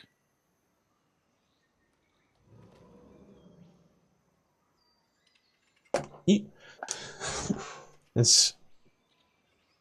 just take a look around everywhere else. There isn't too much else around in this area. So you head on into the civilian area once more. Oh, the eyes. They went funny. I will once again request said group check.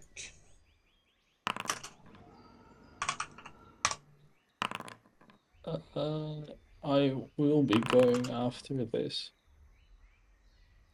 Don't Hey, worry. my investigations have been pretty good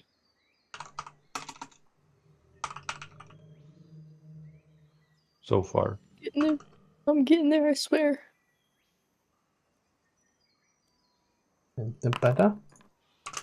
As you take a look around.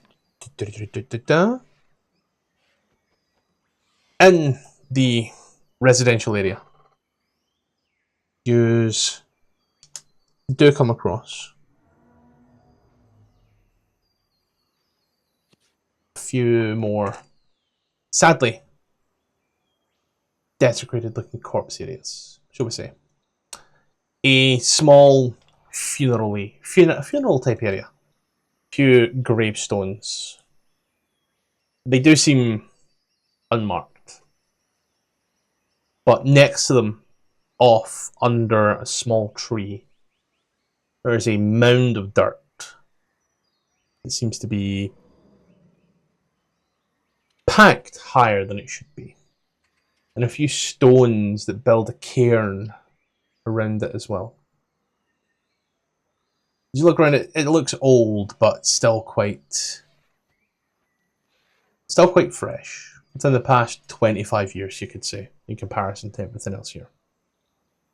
You see that there are 3 three grave-like areas, just next to each other in a line. There are three rather thick boards of wood that seem to just have symbols carved into them. One is the symbol of Lathander.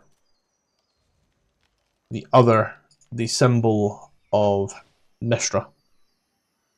Yeah, she's a goddess of magic. Yeah. And the third one you've seen before. It seems to be a sort of glass orb, if you will.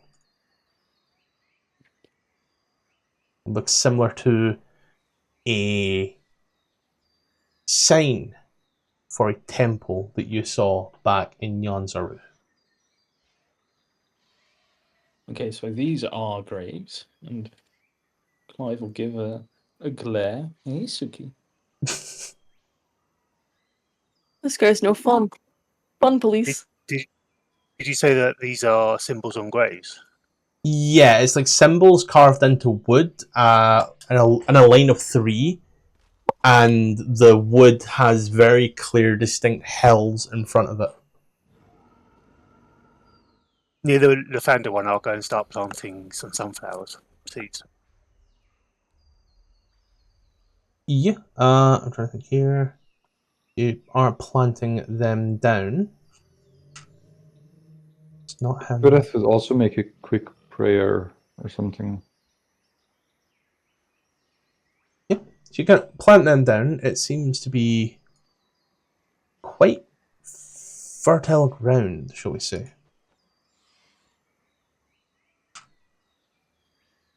They go in with relative ease. You don't feel you don't feel anything bad about doing this. It's quite good. There we go. The orb carved into one of them is the symbol of Savras. That's the one. That's interesting.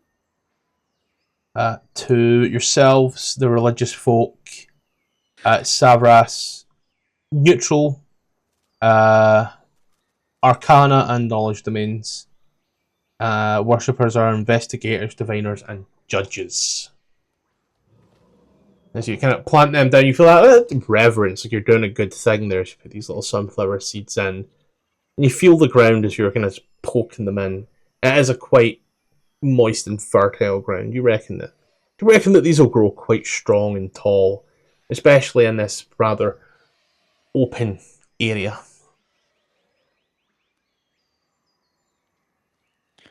Plant them in, take it all in, take a look around. The day is dwindling, we say, but you reckon with making haste, you could get through the swampy area by sunset. Oh, goody.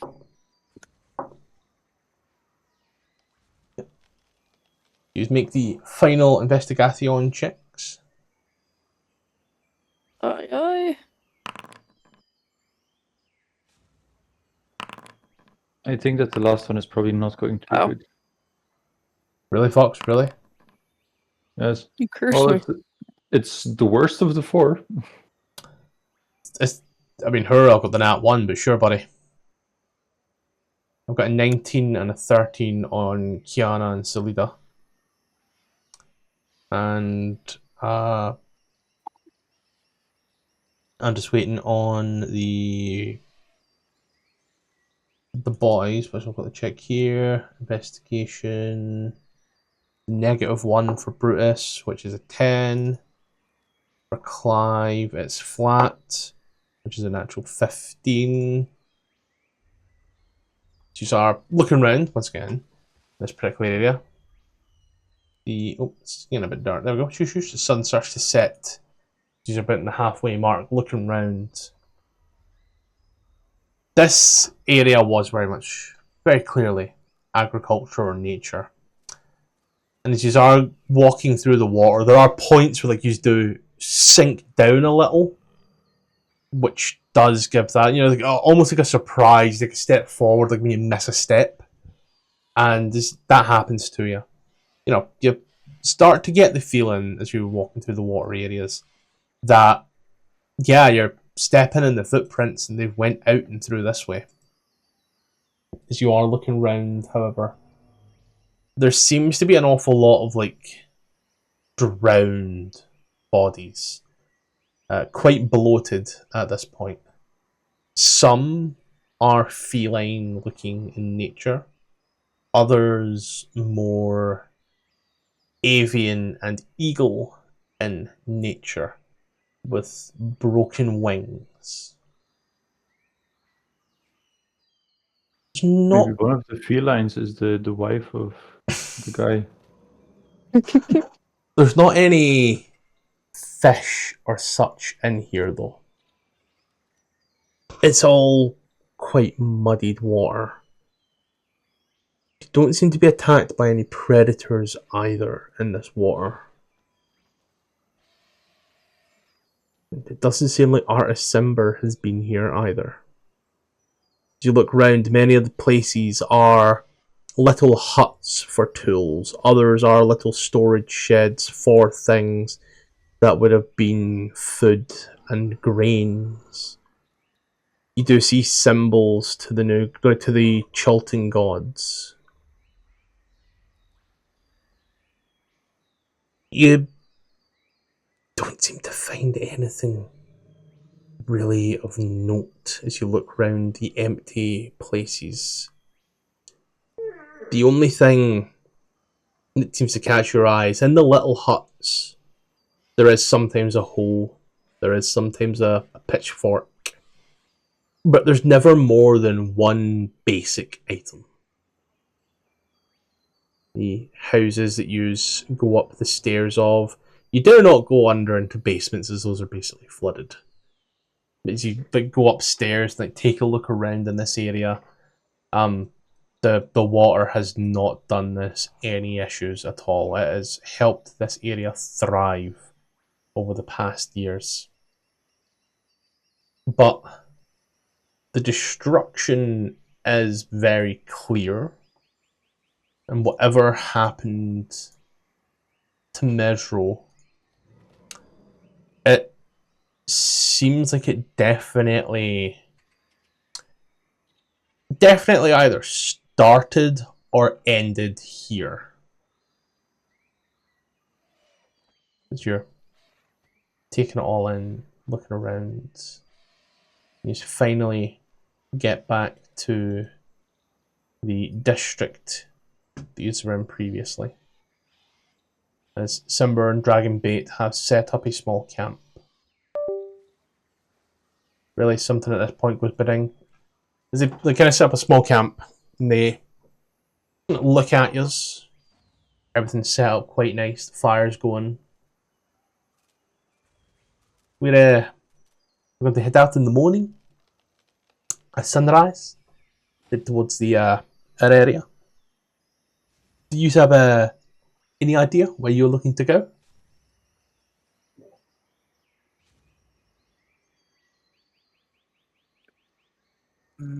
I would say probably further south.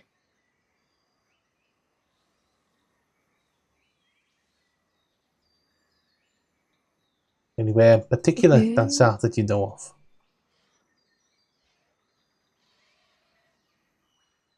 No.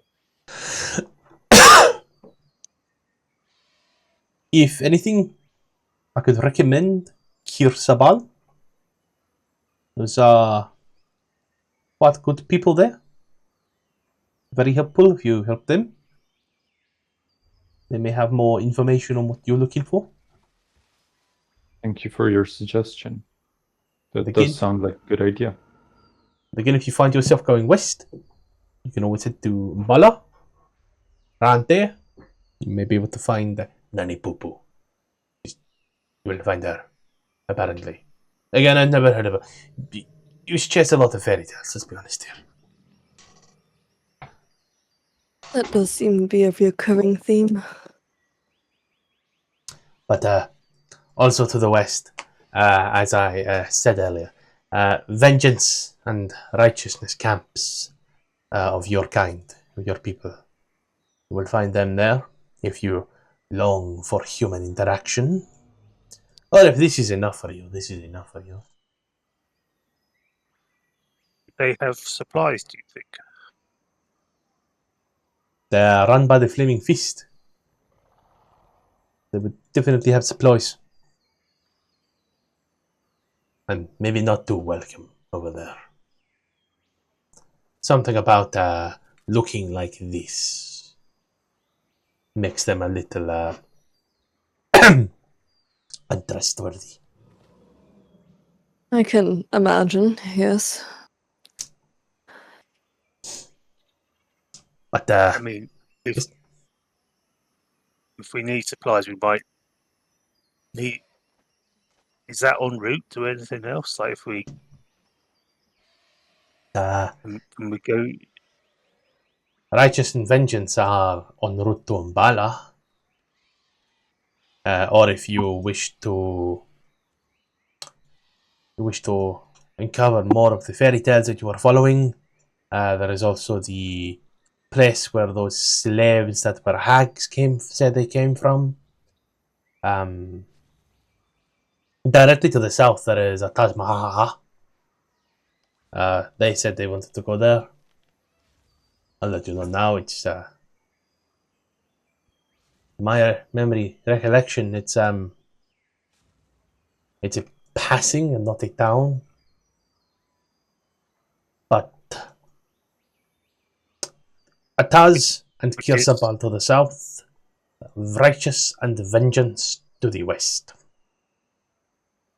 Would Isabel have supplies that they would trade with us? Do you think?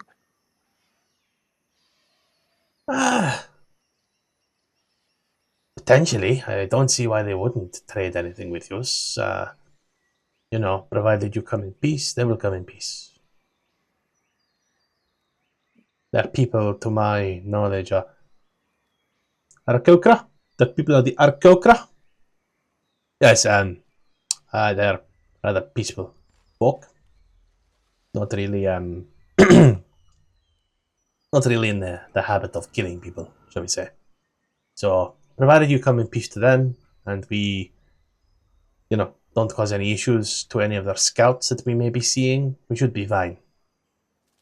Again, you may have noticed that they have left us alone as they flew by, so, provided someone doesn't get a taste for chicken, draws complete daggers towards Clive the entire time, we should be fine.